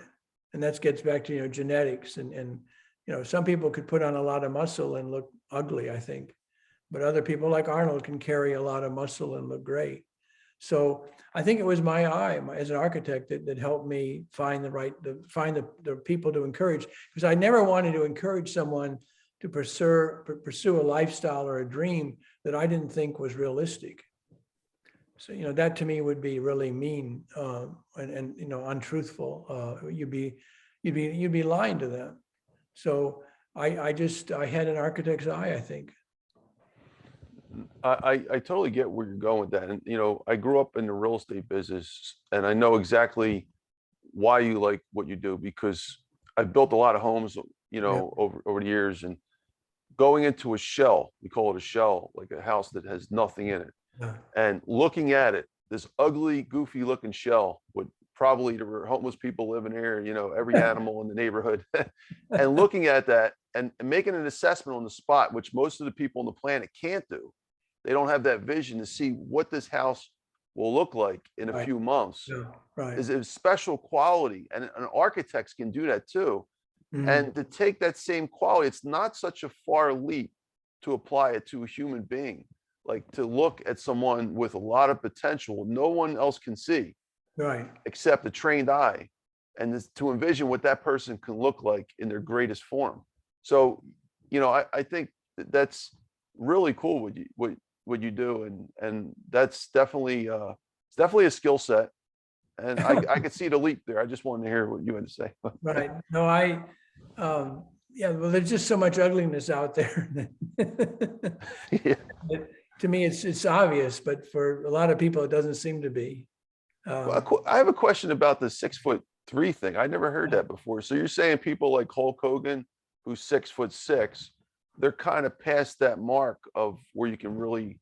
Yeah, Hulk Hogan is actually 6'5". I remember Oh, he was in the office one day with Lou Ferrigno, the Hulk, and Lou was saying he was 6'5", and you know, they stood back to back, and Lou Ferrigno is 6'4". But it's amazing, each inch after that, it makes an enormous difference. I mean, when I meet someone who's 6'2", it's a totally different experience than when I meet someone who's 6'4" or 6'5". And you know, there are very few Americans that I just looked recently. What percent of Americans are 6'8", or you know, it's very tough. I mean, I would only meet maybe 1 or 2 people a year who were over 6 or 6'3" or over. That was the WWE's, you know, minimum right now, is you had to be 6'3". You know, during the famous O.J. Simpson trial, the attorney made a big deal about the fact that what size shoes O.J. wore, because you know, they found an imprint on the ground, and only 6% of Americans could wear that size shoe who were 6'3" or taller. So you're talking about very few people. I mean, we are the only industrialized society whose average height is shrinking. The average American height is 5'9". wow. We're shrinking. We've lost an inch in 30 years. The Chinese have gained 3 inches. How do you notice? I read a lot. I read a lot, and you know, it fascinates me, because the wrestling thing, you know, it's so coincidental that you were a wrestler, because that was the common background, and I actually did a 2020 TV show segment where I railed against wrestlers having to make weight because they were dying. They were trying to blame creatine for the wrestling deaths, and I said, no, it's the guys having to run around in the rubber suits and lose weight before a match who were dying. Yeah. And because of that, the NCAA, I think, changed the rules for 6 or 7 years, where you could be so many pounds over and still make weight. But no, it was a health issue, really. I mean, I've shocked people when I've told them, and they say, oh yeah, my God, you're right. My son, he's, you know, his growth has been stunted because he's wrestling, and I shouldn't allow him to have to go down to make weight. They should go up in weight, if anything. Because I never met any young people who wish they were shorter. Everybody loves being tall. I mean, Tony Robbins is what, 6'5". Yeah, he's big. So you're saying, I'm sorry to interrupt you, Ed, No. but to go back to that point. So you're saying after 6'3", it just doesn't look as right. It's not aesthetically. It's a lot of work. You've got to weigh a lot. In other words, like Lou Ferrigno, you can imagine, I mean, Ultimate Warrior, when he's wrestling on TV, he's around 275 pounds. If you go to YouTube and look at his videos, Lou Ferrigno, the last show he competed at 6'4", he had to weigh 325 pounds. You know, that's a lot of eating. That's a lot of, you know, drugs or whatever to look good. I mean, it's an impossible lifestyle to maintain, I think. I mean, it's not worth it. I see your point, because as the height goes up, to get that certain proportion of muscle to height, you have to increase the weight. See, that was the beauty of the guys that wrestled. They typically then had a longer torso and shorter legs. Well, those proportions look great on stage. And because of that, they have bigger legs, they have bigger thighs, which is a hard body part to improve. So the wrestling, even though it hurt them, it actually helped them to be a great bodybuilder. And a lot of the tall guys you see, like you watch the basketball players, 7 feet or whatever, they're all leg. Their proportions aren't good. There were very few basketball. I just happened to see Magic Johnson or Shaquille O'Neal on TV the other night, and you know he's a big man, but not necessarily an attractive man for bodybuilding. I mean, he's all leg. He just doesn't, you know, he looks just huge, but not aesthetic. You know, the more I talk to you, Ed, I'm starting to realize that you might have applied I think you applied your architecture skills to that of the anatomy. It's kind of what Joe Weider did almost. Like he was actually perfectionist about anatomy. And I think that's where you gained the skill for that. And I got to just add one other thing, like as a wrestler, I concur. I agree with what you said. Looking at it from a different angle, I noticed I was at a weird weight class. I actually wrestled 189 in my last year in high school. And because I couldn't make weight often, I had to wrestle heavyweight a lot of times too. So the difference, feeling, you know, wrestling against people as far as 300 pounds when you weigh about 189, that's a huge difference. 5 pounds makes a difference. And the different body types that you get exposed to when you're wrestling heavyweights, you get to see that tipping point. And I noticed over the years, it's usually like around 230 to 250. After 250, 260, it's a different animal. I mean, I wrestled a 310-pound guy that was full of muscle, and the guy literally like just made my back crack just by doing a bear hug, like a simple bear hug. He was doing moves that you couldn't get away with because of the scale, the size of his frame and everything. Well, you mentioned 235, 250 as a magic weight, and a lot of the great bodybuilders that I knew or encouraged were 5'11", your height or close to your height, and they were on stage at 235, at most 255. So that was a really incredible human being on stage. Anything more than that, you know, you got to be real issues. So, but again, there aren't that many bodybuilders that were taller than Arnold, or even close to his height. Thanks, Ed. Ed, you want to take a quick minute? I got about 5 to 10 questions left. There'll be simple questions though, and then we can wrap up. Just to stretch it out. I'll take a break. Okay. All right. Okay, good. All right, folks, we're back. You didn't miss a thing. we got Ed Connors here, folks. Incredible discussion. Man, is a huge wealth of knowledge of so many areas, especially with fitness and just historically speaking. I mean, this has changed the culture of the world. We're gonna find out some more how that worked out. But let's move to our next question. So what role? Now you already mentioned this a little bit. Can you summarize it? Maybe 30 seconds. What role do you play in scouting for professional wrestlers? We mentioned John Cena, Ultimate Warrior, Sting. Can you summarize that? Maybe 30 seconds. So how you fit into that scenario? Over the years, I would meet a number of tall bodybuilders or people that had what I would call a telegenic look. And I knew the WWE was looking for talent. So I would zero in on people that were tall or had a great look and send them to the WWE. They now have a tryout system, so it's become very easier to get talent discovered or to help people. So I still do a little bit of that. But back in the day, if I saw a tall bodybuilder that was skilled in wrestling or had a background in that or could do that, I would encourage them to go to the WWE and try out. What, like, let's say you got a John Cena, would that make you their agent, or like? No, I didn't. I felt it was a conflict of interest to be an agent for somebody and also be a gym owner. Mm. I didn't feel that was, and I didn't have the time, frankly. And it's again, it's a whole nother world. No, I didn't want to be their agent. I wanted to help them. And of course, I would hope that they would support Gold's Gym by being photographed or wear our clothing.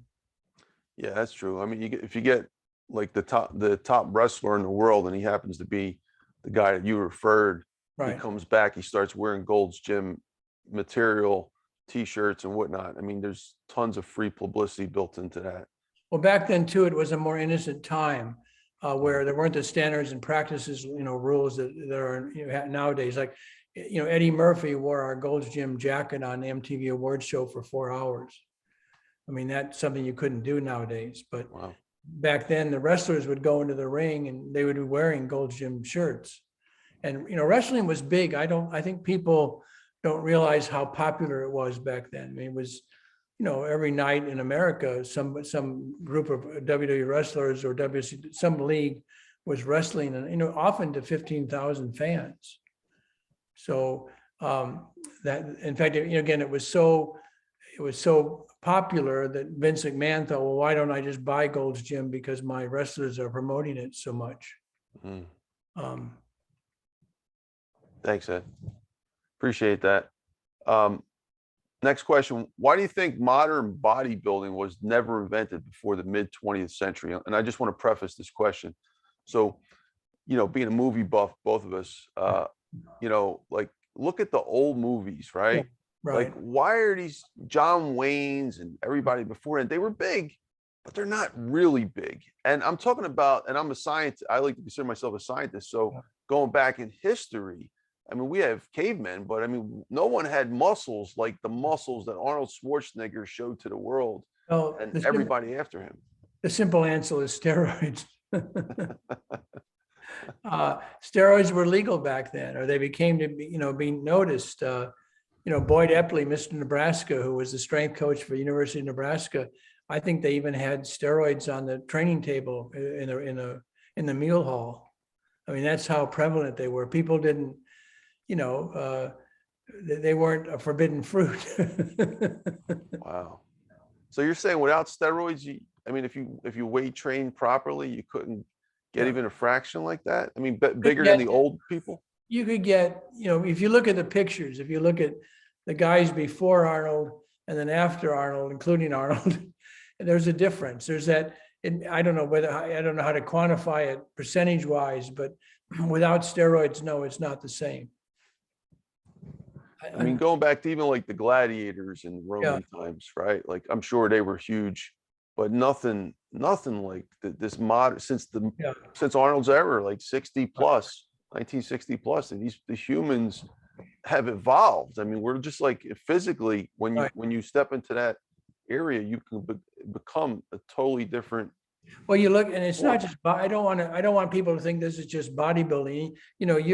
You've read about or heard about the scandals of steroids in baseball and football and other. So again, they entered all aspects of modern sport, and they changed things. I mean, you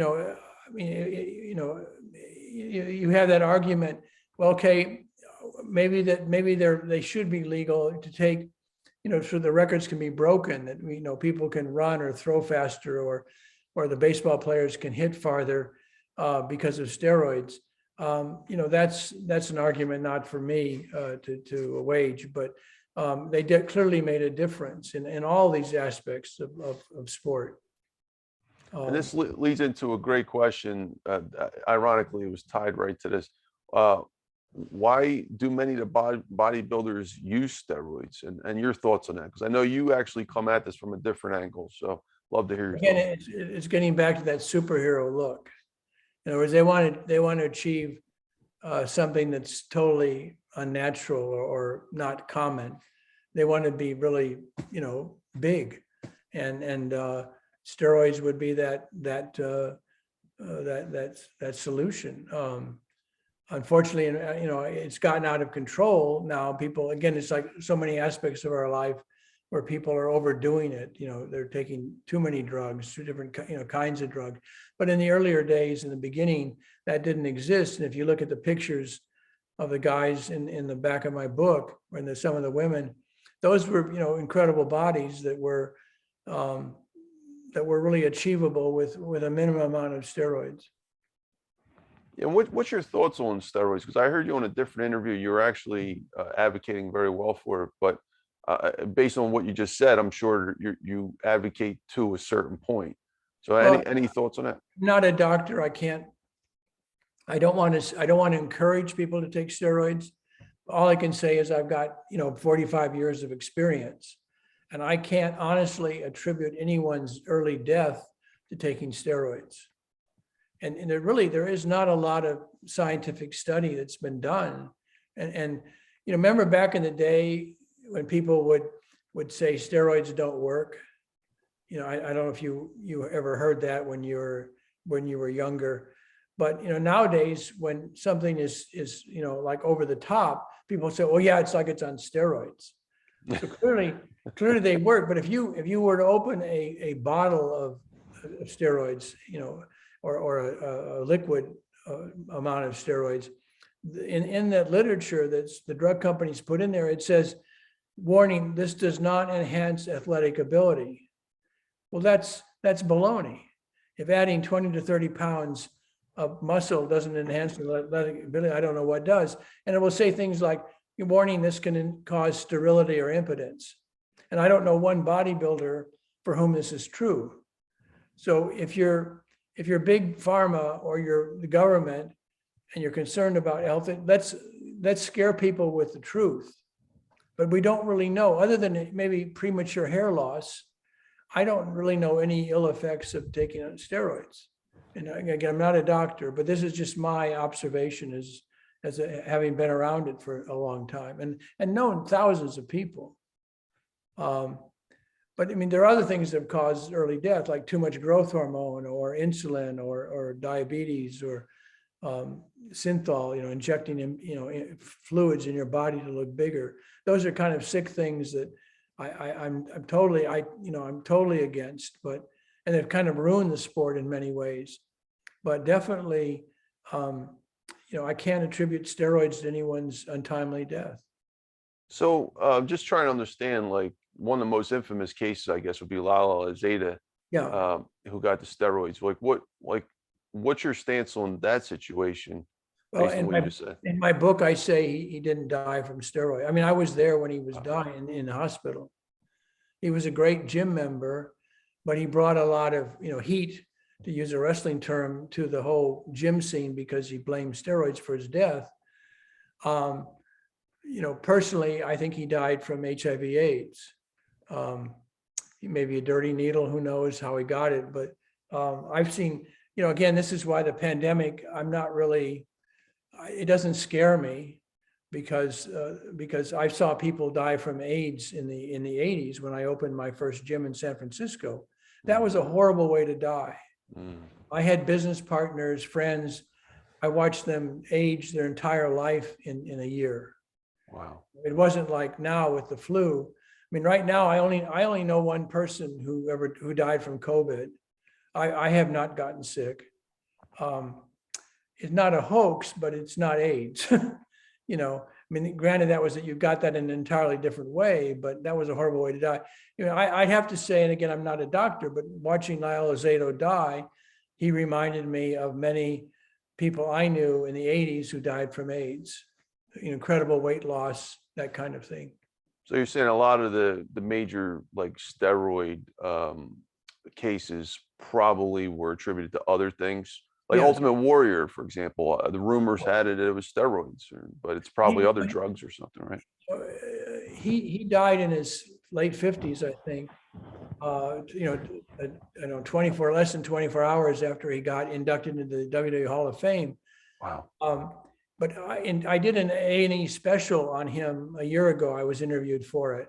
I learned things about Jim Hellwig I didn't know, but mainly that his father and grandfather died in their 50s, even younger. So I would attribute his early death to genetics. I mean, granted, he did, he got into drugs. I mean, he led a kind of a wild lifestyle at certain periods, but he led life to the fullest. But I would not say that he died from, to me, it sounds more like just bad family genetics. What would be the future of bodybuilding then if you just stripped out steroids? I mean, could it still exist on its own? They have a new division called Gold's, Classic. Like we used to have contests called Gold's Gym Classic, but now they have a new division called Classic, where it's clear the guys are not taking it to the extreme. So we're kind of like going back to the future, like with the gyms. These guys are like Chris Bumstead is a popular bodybuilder now in Canada from Toronto, who he looks more like Arnold. He doesn't have that bloated look, that mass monster look. So, it's like so much of life, it goes full circle, right? We're now kind of going back to women's bodybuilding has kind of gone full circle. It's kind of died because it got too extreme. But men's bodybuilding has gotten the same way. So now I think we're back to more that people are looking more for the aesthetic look, which is what I always saw. I don't like the lack of athleticism that I see with the bigger guys. Ed, what is the future of the gym industry in a post-COVID-19 pandemic world? I'm not entirely sure, but I don't think it's the models that are out there right now. In other words, the big box gyms are struggling because a third of the members are not coming back. They're afraid.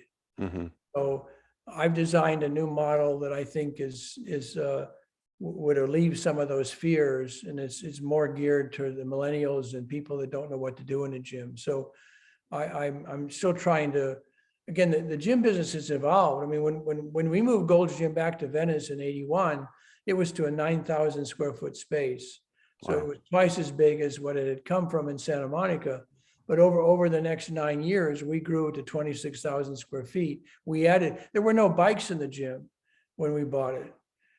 So we added things like, cardio, aerobics.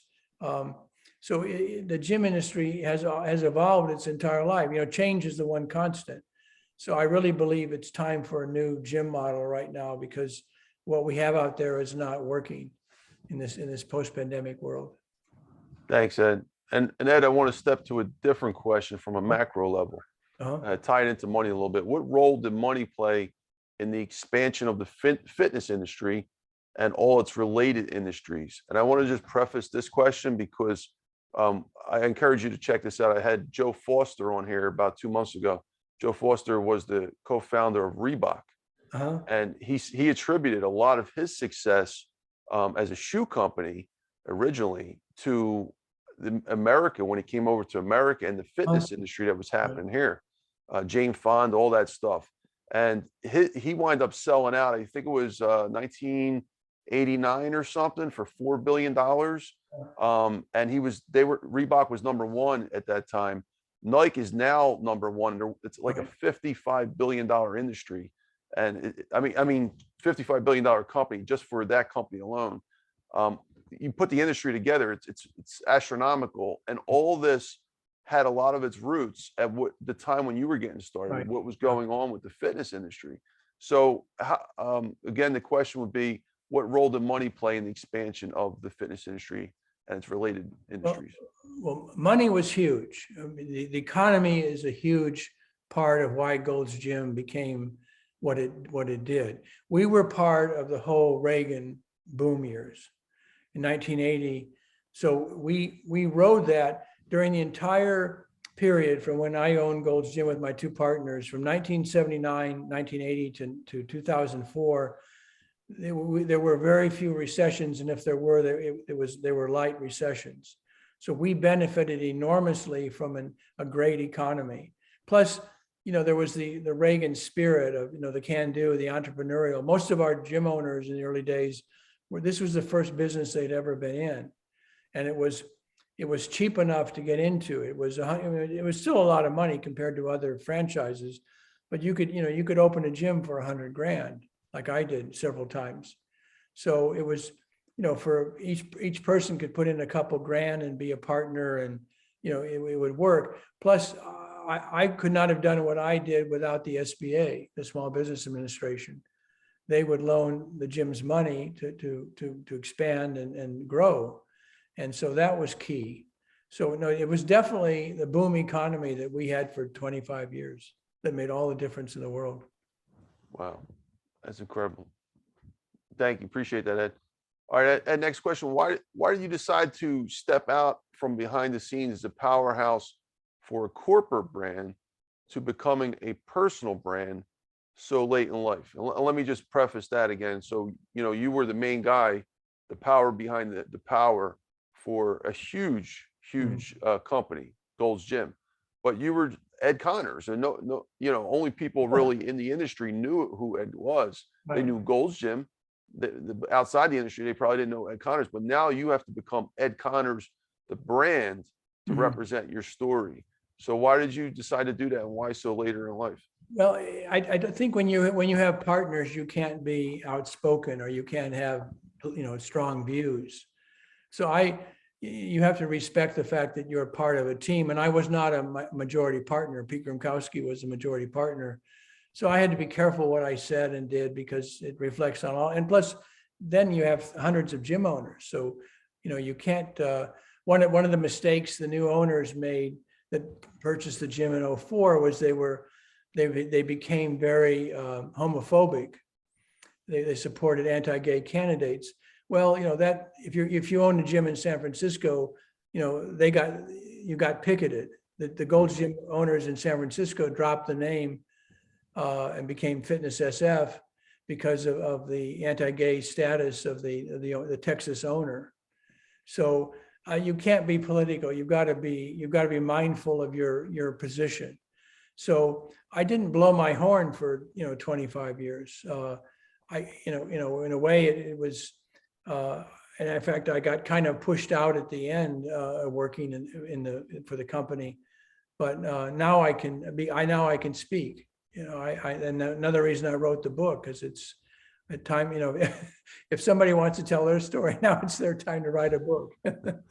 So you wanted to get the message out. You want to make sure that this story is told correctly in your lifetime. Would you say that's true? Well, I don't know. People may argue that it's not correct, but I mean, it's how I saw the world. And I think because people are talking about that era, is a very special era. They call it the golden age of bodybuilding, from about 1980 to 1995 or so. So there's a 15-year period where it was truly magical. And unfortunately, I couldn't find any books written about it that I thought were accurate. So I've tried to do that now, and I enjoy doing it. Your story reminds me of bring Joe Foster's name back again, the co-founder of Reebok. So I asked him the same question, because he's I believe in his 80s, and he said, and I'm paraphrasing what he said. He was looking at Wikipedia. And he saw a picture of a Joe Foster, and it wasn't him. And then he was looking at who was the founders of Reebok, and on the website you can't find that information. Yeah, they don't really tell the story that properly. He's like, all right, that's it. I got to write this book, and he just recently released his book called Shoemaker. I believe he's in his 80s. So it's incredible how he stepped out. I mean, at that level for similar reasons, because I guess he wanted to get the story right, because for his legacy, to make sure that all those years, and when he was working there, he was writing, he was the brand, he was representing the brand, but he didn't mean to be himself in that way, but until there was a need. I can relate. In fact, I just finished reading Shoe Dog by Phil Knight, which is a great read, but his story is fun and to read, and I'm hoping a lot of people will enjoy reading mine. But no, it's good to memorialize. Well, it's fun to memorialize your life that way, and it was a joy to write. Yeah. Thanks, Ed. All right, Ed. So from your experience in the fitness industry, working with some of the biggest fitness gurus, is it possible, now we're getting a little deep here, but just maybe a minute or two, is it possible for humans to live forever, and should they want to? No, I think the body, I think you can live too long, and it's about the quality of life more than the length. But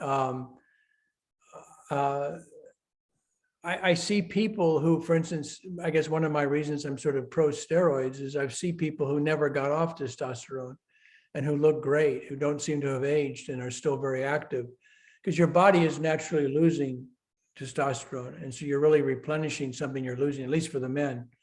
So no, I'm amazed at some of the older people. I think we're obviously, well, I guess the US has gone down now. We've lost 2 years life expectancy because of COVID. So we're kind of going backwards again, but I think it's the quality of life that matters more than the length. And my father just died at 96, and my mother died at 86. So I have some, I'll be 77 tomorrow.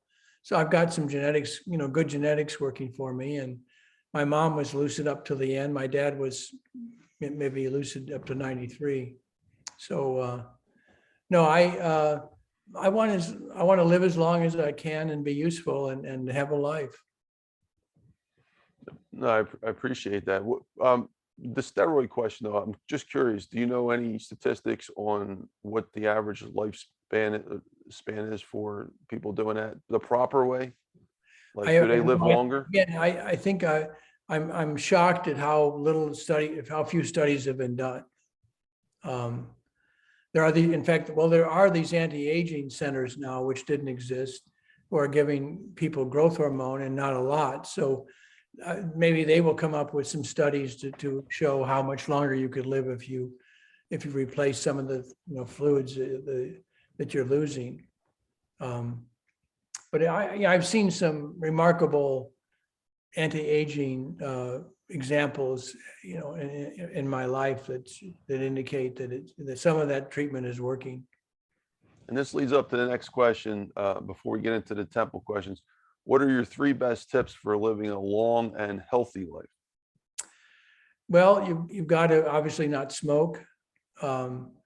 You've got to, I would say, try to get 10,000 steps in a day, and take alcohol in moderation. Thank you, Ed. All right, Ed, we're going to move into questions I've asked all the great people on this show. Can one book change the world? Well, the Bible certainly did, right? I don't know. I mean, I don't know how much people read anymore, but it can certainly inspire. Yeah, I just got a new book. I don't have it in front of me. I think From Strength to Strength. There are some great books out there. I have been reading a lot because of my own writing. So I would just encourage people to, and all I read are biographies or autobiographies, because you really can't make this stuff up. I mean, I love the books I've read on Steve Jobs. And when I challenge people, I said, do you realize Steve Jobs was the son of a Syrian immigrant, an illegitimate son? And they're shocked. They have no realization. They had no knowledge that because Steve Jobs' mother wouldn't let him, or Steve Jobs' mother's father wouldn't let her marry a Muslim, that he was adopted by a family in San Jose. Wow. I mean, that's just mind-boggling, really. And life is amazing. So if you can, I would encourage anyone to read biography. I just read one on Elon Musk, which was great. To see what people have done, it's inspiring. So maybe not one book can change your life, but if you read a number of books, a number of biographies, you might change yours. That's beautiful. Thank you. I appreciate that. All right. What role has networking played in your life? Maybe a minute or so. I believe you've got to socialize, and this again before social media. I would answer every phone call. Email did not exist, so I was known for always returning phone calls and sending faxes when needed. So you've got to communicate. It's huge. And would you say connecting to the right person can really change someone's life? Get one good connection? Definitely, yeah. You've got to, and that's what I would try to build with my teams, with my partners with the gyms, is get a group of my mission statement in life is nothing pleases me more than a group of adults that can work together, provide a good service, and make some money and have some fun doing it. And I mean, obviously, if we're not making money, it's not fun, but that's it in a nutshell for me. Thank you, Ed. Now, is mentoring important? And who were some of your mentors? Well, my mother obviously was a huge influence on me. The Catholic Church I talk about in my book was a huge influence. The Army was an influence. My own life experiences with working out was an influence. So, and my dad was, he was a workaholic. I guess he was a surgeon. He told me, when I would complain about working 40 hours, that was just getting started. So to me, working 75, 80 hours a week was nothing. That was to be expected. Yeah. Yeah, and you love what you do, so you probably didn't feel a thing. Right. So mentoring, you would say, is definitely important, though, right? Mm-hmm. Having a mentor. Right. Okay, great. And what are your favorite financial books? Maybe 2 or 3. Business, money, any kind of those books. I'd have to say, again, I didn't really so much read books as I would read the Wall Street Journal or New York Times or LA Times every day. So I'd have to just say the Wall Street Journal. I think if I hadn't had that in my life, I would not have known how to sell the gym or how to approach that. Oh, wow. So I can't remember. I'm not a big fan of self-help books. I don't usually learn much from them, but I would say, newspaper, the Wall Street Journal and the New York Times are invaluable. And the New Yorker magazine. I've read New Yorker magazine for 50 years. Wow. The Wall Street Journal, though, is unique out of the 3 you just mentioned, specifically to business. So you would read different articles pretty much and what you wanted to help. During that whole .com era, I was reading it every day, looking for answers or what I was searching for. So, and I still look at it, and I still look at the New York Times because, and in fact, a lot of my search for a new gym prototype, I would say, has come out of those magazines and newspapers. I spent most of 2019 trying to work with WeWork to put my gym prototype in their facilities. I'm looking right now for a shared office provider to be a partner in this.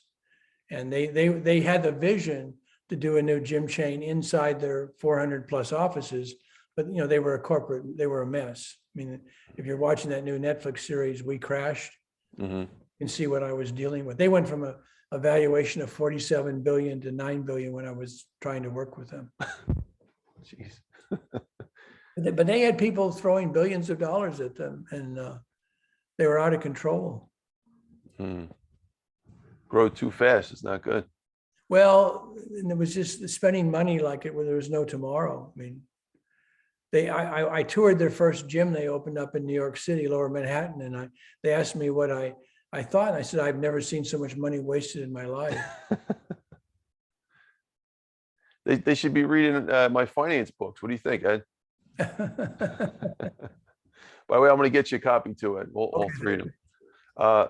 So do we need money to survive? Yeah, you have to. I don't think money can buy happiness, but you need money for a certain level of freedom. I say it buys freedom. So yeah, but I don't think a lot of people budget very well. They think they need more than they really do, especially in your later stage in life. It's not all about accumulating now. You don't need a new car or a bigger house. I mean, we need to teach finance more in schools. We need to teach budgeting. They need to read your book in school. Yeah, exactly. That's the next step. And actually, the next question was, is finance necessary? So if you agree with money is necessary in our society and we need money to survive, is finance necessary for everyone? I'm talking about finance, the science of finance, not like funding, how it's typically misused. Yeah. No, I think it's essential for growth is financing, sure. Especially now with all the tools we have available, the computers, all the programs. I think it's it can make it fun and more interesting, right? Mm-hmm. Absolutely. Thanks, Ed. Ed, we just got a few more questions left here. How important is having a purpose in business, and what is your purpose? Well, it's very important to have, I think, a mission statement and to be everybody on the same. And again, I'll reiterate my mantra, my mission statement, which is nothing pleases me more than a group of adults that can work together, provide a good service, make some money, and have some fun. So that you've got to determine why you're all there, what your common goal is. And I think that's why my two partners and I worked. We wanted to be the best gym there was. And we had a history of caring about our people and our business relationships. We treated everybody like we treated our members. I think that's very important. So having a purpose is definitely important, right? Mm-hmm. And I also, I don't know if you ever read the book Think and Grow Rich. I'm involved. Yeah, right. Yeah, I'm involved with a 13 series book that's actually dissecting each one of the 13 steps to riches in his book and making its own book. And we got all major co-authors here, like Sharon Lechter, the guy from Shark Tank, Kevin Harrington. That's called the 13 Steps to Riches. So I'm like rereading this book again, chapter by chapter, and purpose. He talks about desire was one of his first steps to riches, and desire. When I hear like you talk today, I'm hearing passion come out. Like I have a feeling that what really also made you guys successful, the three of you, was that you had this tremendous passion for what you guys did. And it just leaked out everywhere. Like it becomes contagious. People see that you believe in this so much. And I think that was probably a huge part of your success, including your purpose at the top of that. Would you agree? Totally. We were changing lives. And think about it too. Think about how our franchise were making money. They were not selling fast food. They were changing people's lives for the better, right? They were improving the quality of those members' lives or the length of life they would live. In other words, we could feel good about making money because we were helping people feel better about themselves, because it's all about self-esteem, right? You want to look good so you feel good. Yeah. It goes back to the mind, keeping your mind, giving the confidence it needs. Right. Yeah. Excellent. Thank you, Ed. Appreciate that. By the way, my co-host Diamond Diva, she's a mindset expert in Clubhouse. She does the Wednesday room. So I do the Friday rooms on Clubhouse. Right. That's what I've been known for. And she does the Wednesday room. So you might like that because she goes a different direction. I heard her this week. Yeah. Oh, you heard her? Yeah. Yeah. If you're interested, you're more than welcome to come to any of the Wednesdays, and I'll introduce you and stuff. I'm new to Clubhouse, but yeah, it looks great. Yeah, I made so many connections over there. As a matter of fact, I wouldn't be talking to you if it wasn't for Clubhouse, because I met Mike there.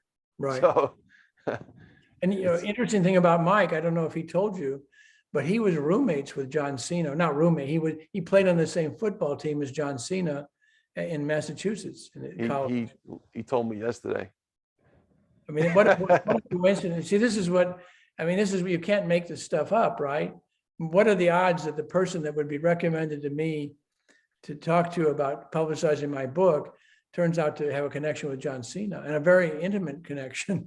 That's what I was confused about. I'm like, so how did you meet Ed? And he's like, well, and he jumped into the John Cena conversation. He's like, yeah, I played football with him. We were real close in high school. I'm like, well, wait a minute. Because I thought you met him through maybe the other way around. I thought like you were John Cena. I met him through another young bodybuilder that I had helped who Mike worked with on his books. Okay. So it wasn't through John Cena. That was just a fluke. In fact, I texted John to see if he remembered him, and he thought it was an amazing coincidence.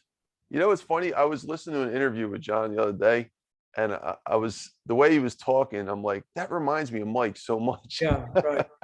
And then Mike told me that right after the interview. I'm like, Yeah. wow, talk about coincidence. That area produced, well, that school was a very sports-driven school. And quite a number of great bodybuilders came out of that area. Some of my best employees. Wow. So whatever that was in the water there was working. That's funny.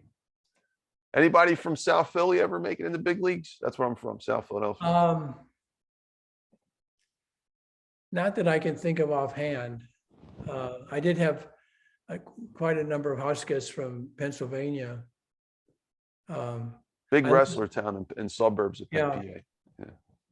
Well, of course, Pittsburgh was sort of the hub of bodybuilding for a long time, with the NPC, the headquarters there.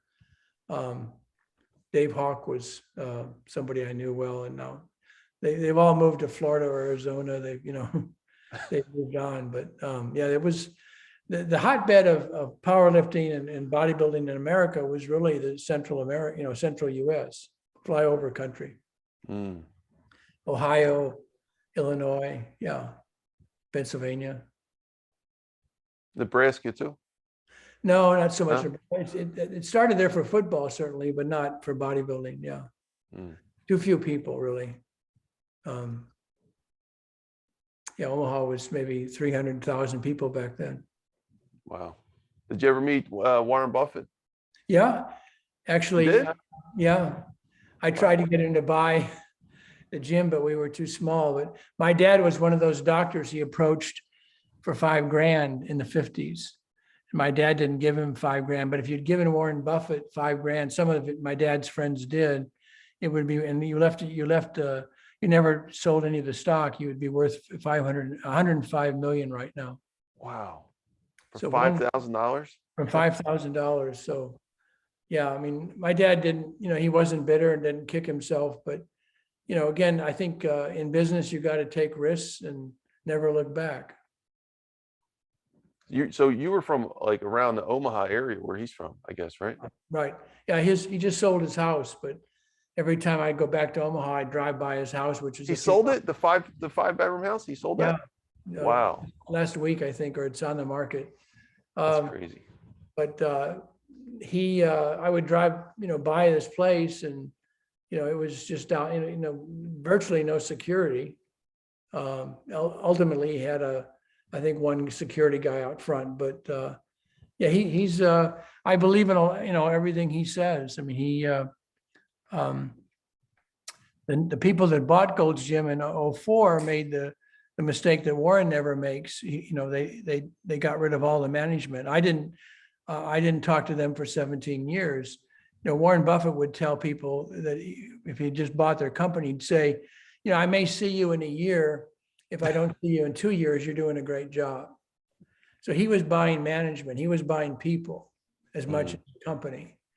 And he's brilliant for thinking that way, because that's, I'm shocked at people that buy architectural engineering firms, because all your talent goes home at night, at 5 o'clock or 10 o'clock or whenever. So you're buying people, not just a facility. You're not just some engineering rules or laws or talent. It's shocking how many businesses, I'm sure you're an expert on this, are taken over and ruined by the buyers, right? Mm-hmm.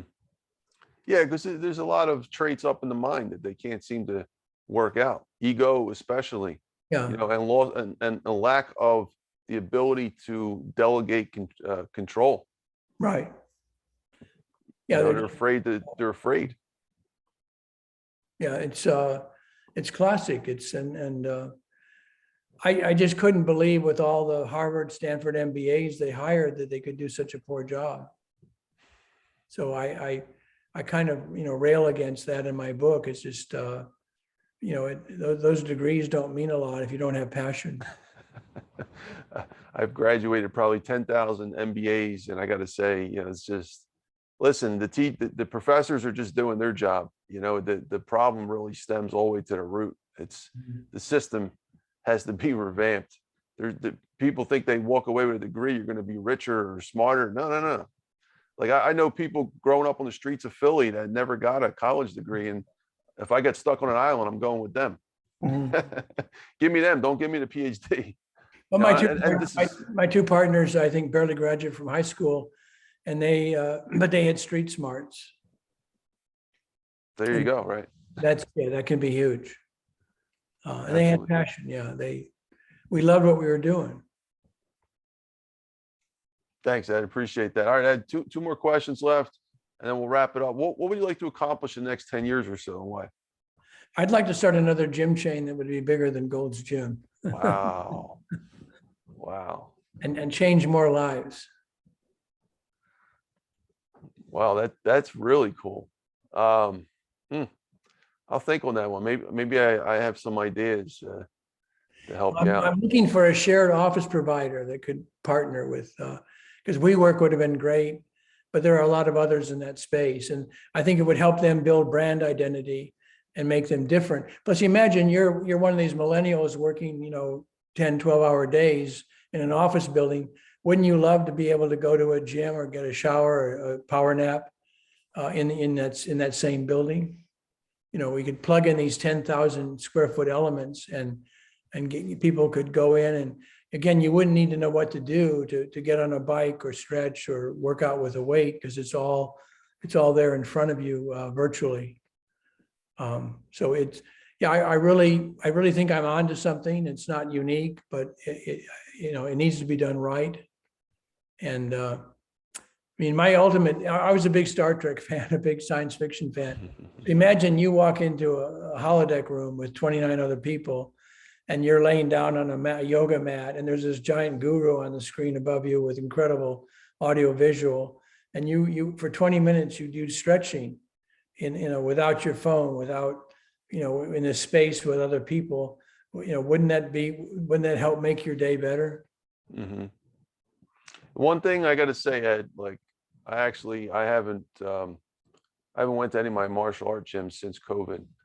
And I got to say, like I had this, like it was like a second family. Like I had a few gyms I went to, and they're all interconnected. They go back and forth, different gyms. But training at home the past 2 years, I learned a lot, but missed that connection. Oh yeah. Like it's not the same. It's this concept. Dr. John DeMartini, I don't know if you know him from The Secret. He talked about inspiration versus motivation, coming from inside versus coming out externally. And I lost that inspiration because I feel like I was inspired when I was at the gym because I couldn't let them down. I had to be there, but I have no one to let down now except myself. So I'm now more motivated, but less motivated. Well, to your point, when I would make my presentation to people, they would almost always ask me, "What do you think about Peloton?" And I would say, "Well, that's a joke." And I think it's proving to be a joke now because, it takes a rare person to be that motivated to work out at home.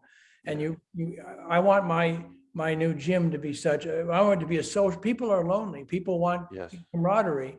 So I want a lobby that's the size, has seating for 50, like a Starbucks or a McDonald's, where you can hang out, and do so, and meet people before or after your workout. And maybe have a drink or whatever. But no, I think people need brick and mortar work, facility, because it's just, the people I've known, it takes a rare personality type A to work out at home.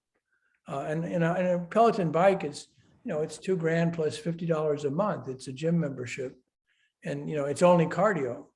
It's only 1/3 of the component. So I tried to work with them in the beginning because I thought they were making a lot of missteps, but they wouldn't listen. So another reason to write my book. Yeah, and I agree with you, Ed. Like the rare type thing, like the reason that I was successful on my own for 2 years is because I already had the training. Like I'm at this point, I was actually teaching myself new moves and stuff. You wrestled. You were an athlete in school, which how many people are there? And nowadays, a lot of schools have dropped the athletic programs. Wow. Yeah. But if you take all that away and you're coming off the street, you don't know anything, you have no knowledge of working out, and you don't have that history Yeah. by yourself, yeah, it's just Yeah. it's a destiny for failure within at least 2-3 months. Mhm. Not too many people can keep it up past 3 to 6 months.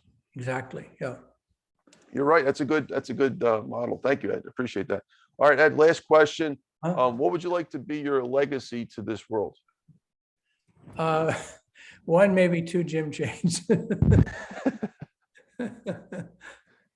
Hey, Joe Gold did it. He started 2 gyms. I would like to, I would like to say that my life was meaningful, that I changed lives. I think that's my legacy, is that I had a meaningful life. Excellent. Thank you. I appreciate that.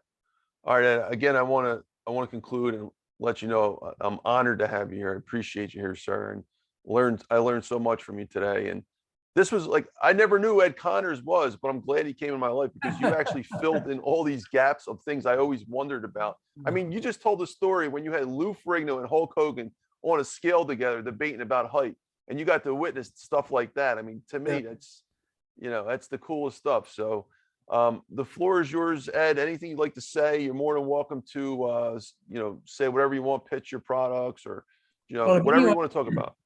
If anyone has a connection to a shared office provider that would like to talk to me about a gym model for their facilities, I would love the introduction. It's very hard to get past today's gatekeepers. So I've reached out, Serendipity Labs, Convene. There's a, 25 company, Regis, IWG. There are about 25 shared office providers, at least, that are up, that level. And I'd love to meet with one and talk to hopefully a CEO with a vision that I could talk with. So is this for a particular company, for example, a giant corporation, or like what kind of?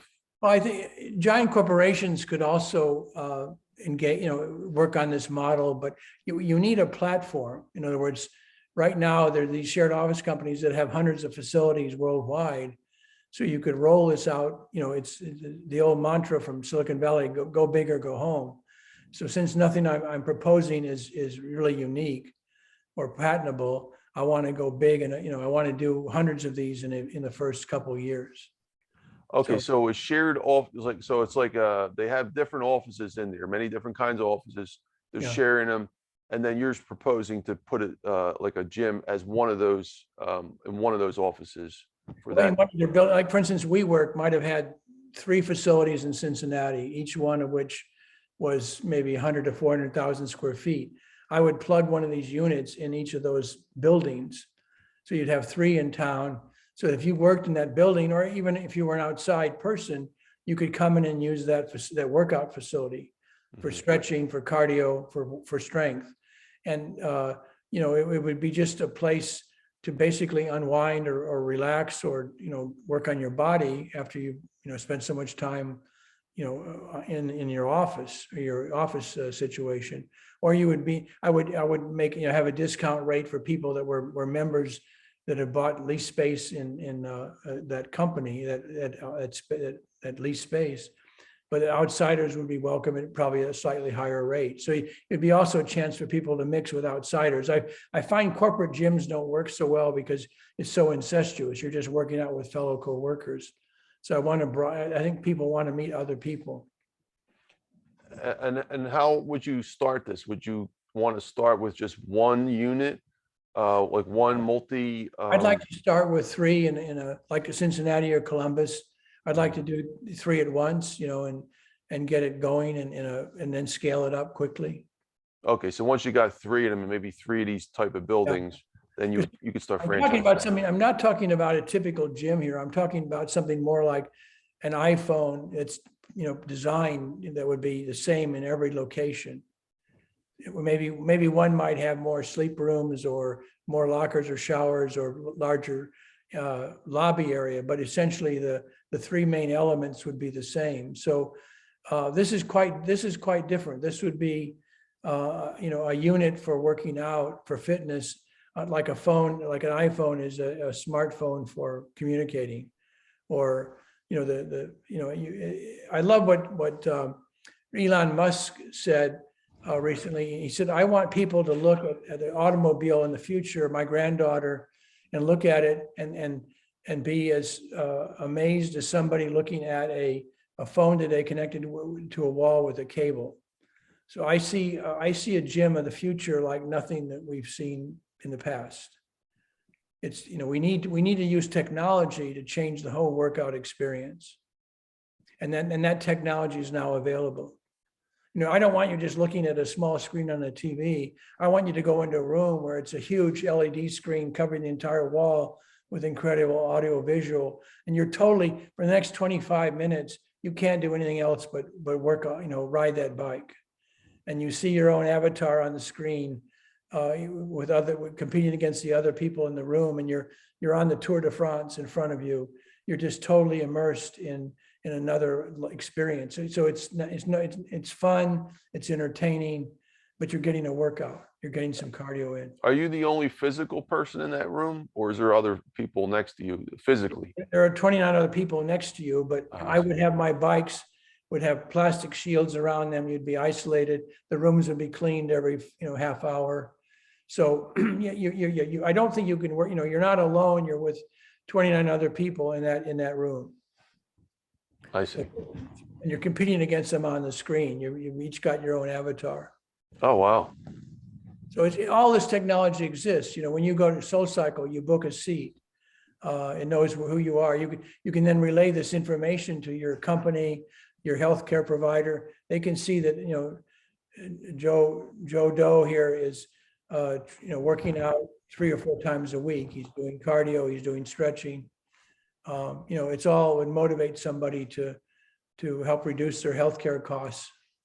And Ed, if I can add to that, I don't know if they've invented them yet, but those bicycles or whatnot that can save energy to be used for different things, because I think that has to be a major part of the future, where you can basically use people's energy to store them like a battery to either help pay off the electricity bill or do something with it, where you can turn it into monetary form and help something. That technology exists, where you could actually they could be actually creating energy. Yes. Thanks, Ed. Any last minute thoughts or anything else? Great. You're my first non-bodybuilder interview or podcast. So this has been kind of refreshing and very different, and I appreciate it. Absolutely. Thank you. I appreciate you. And we're a wrestler. So I was a wrestler. There's a link. There's a very important link. And I lifted weights for some time too. So. You were ahead of your time, or you were part of it. I just wish I knew what I was doing. I was just doing it to compete with the other guys around the neighborhood. Like, yeah, I lift 165 pounds. But well, keep working out, keep doing what you do. Okay. Thank you, sir. Appreciate that. And looking forward to seeing you in Clubhouse. So Ed will be there on my Friday night master class between 7 and 9 p.m. Eastern time on May 20th, folks. So if you're watching this before May 20th, you can still put it on your calendar. If you're watching this 2,000 years in the future, just assume it happened. All right. Well, thank you, folks. Appreciate you all being here. This is the Dr. Finance Live podcast. Anthony Creative Fourth, known as Dr. Finance. The website for all my info is drfinance.info. Don't forget to sign up for the newsletter and to confirm your subscription to that newsletter. Also, we have a podcast page there which lists all the podcasts. This particular episode will be put on YouTube and blasted out to all the different podcast directories, of over 20 of them, and shared on social media as well. Don't forget to follow, like, and subscribe to this platform wherever you're at, and as well as the different social media forums as well, Facebook, Instagram, LinkedIn. Ed, what's your website, by the way, and where are you at on social media? Very important. My website is www.edconnors.com. I'm on Instagram as Jim Architect, and I'm on Facebook as Edward Connors. Okay, great.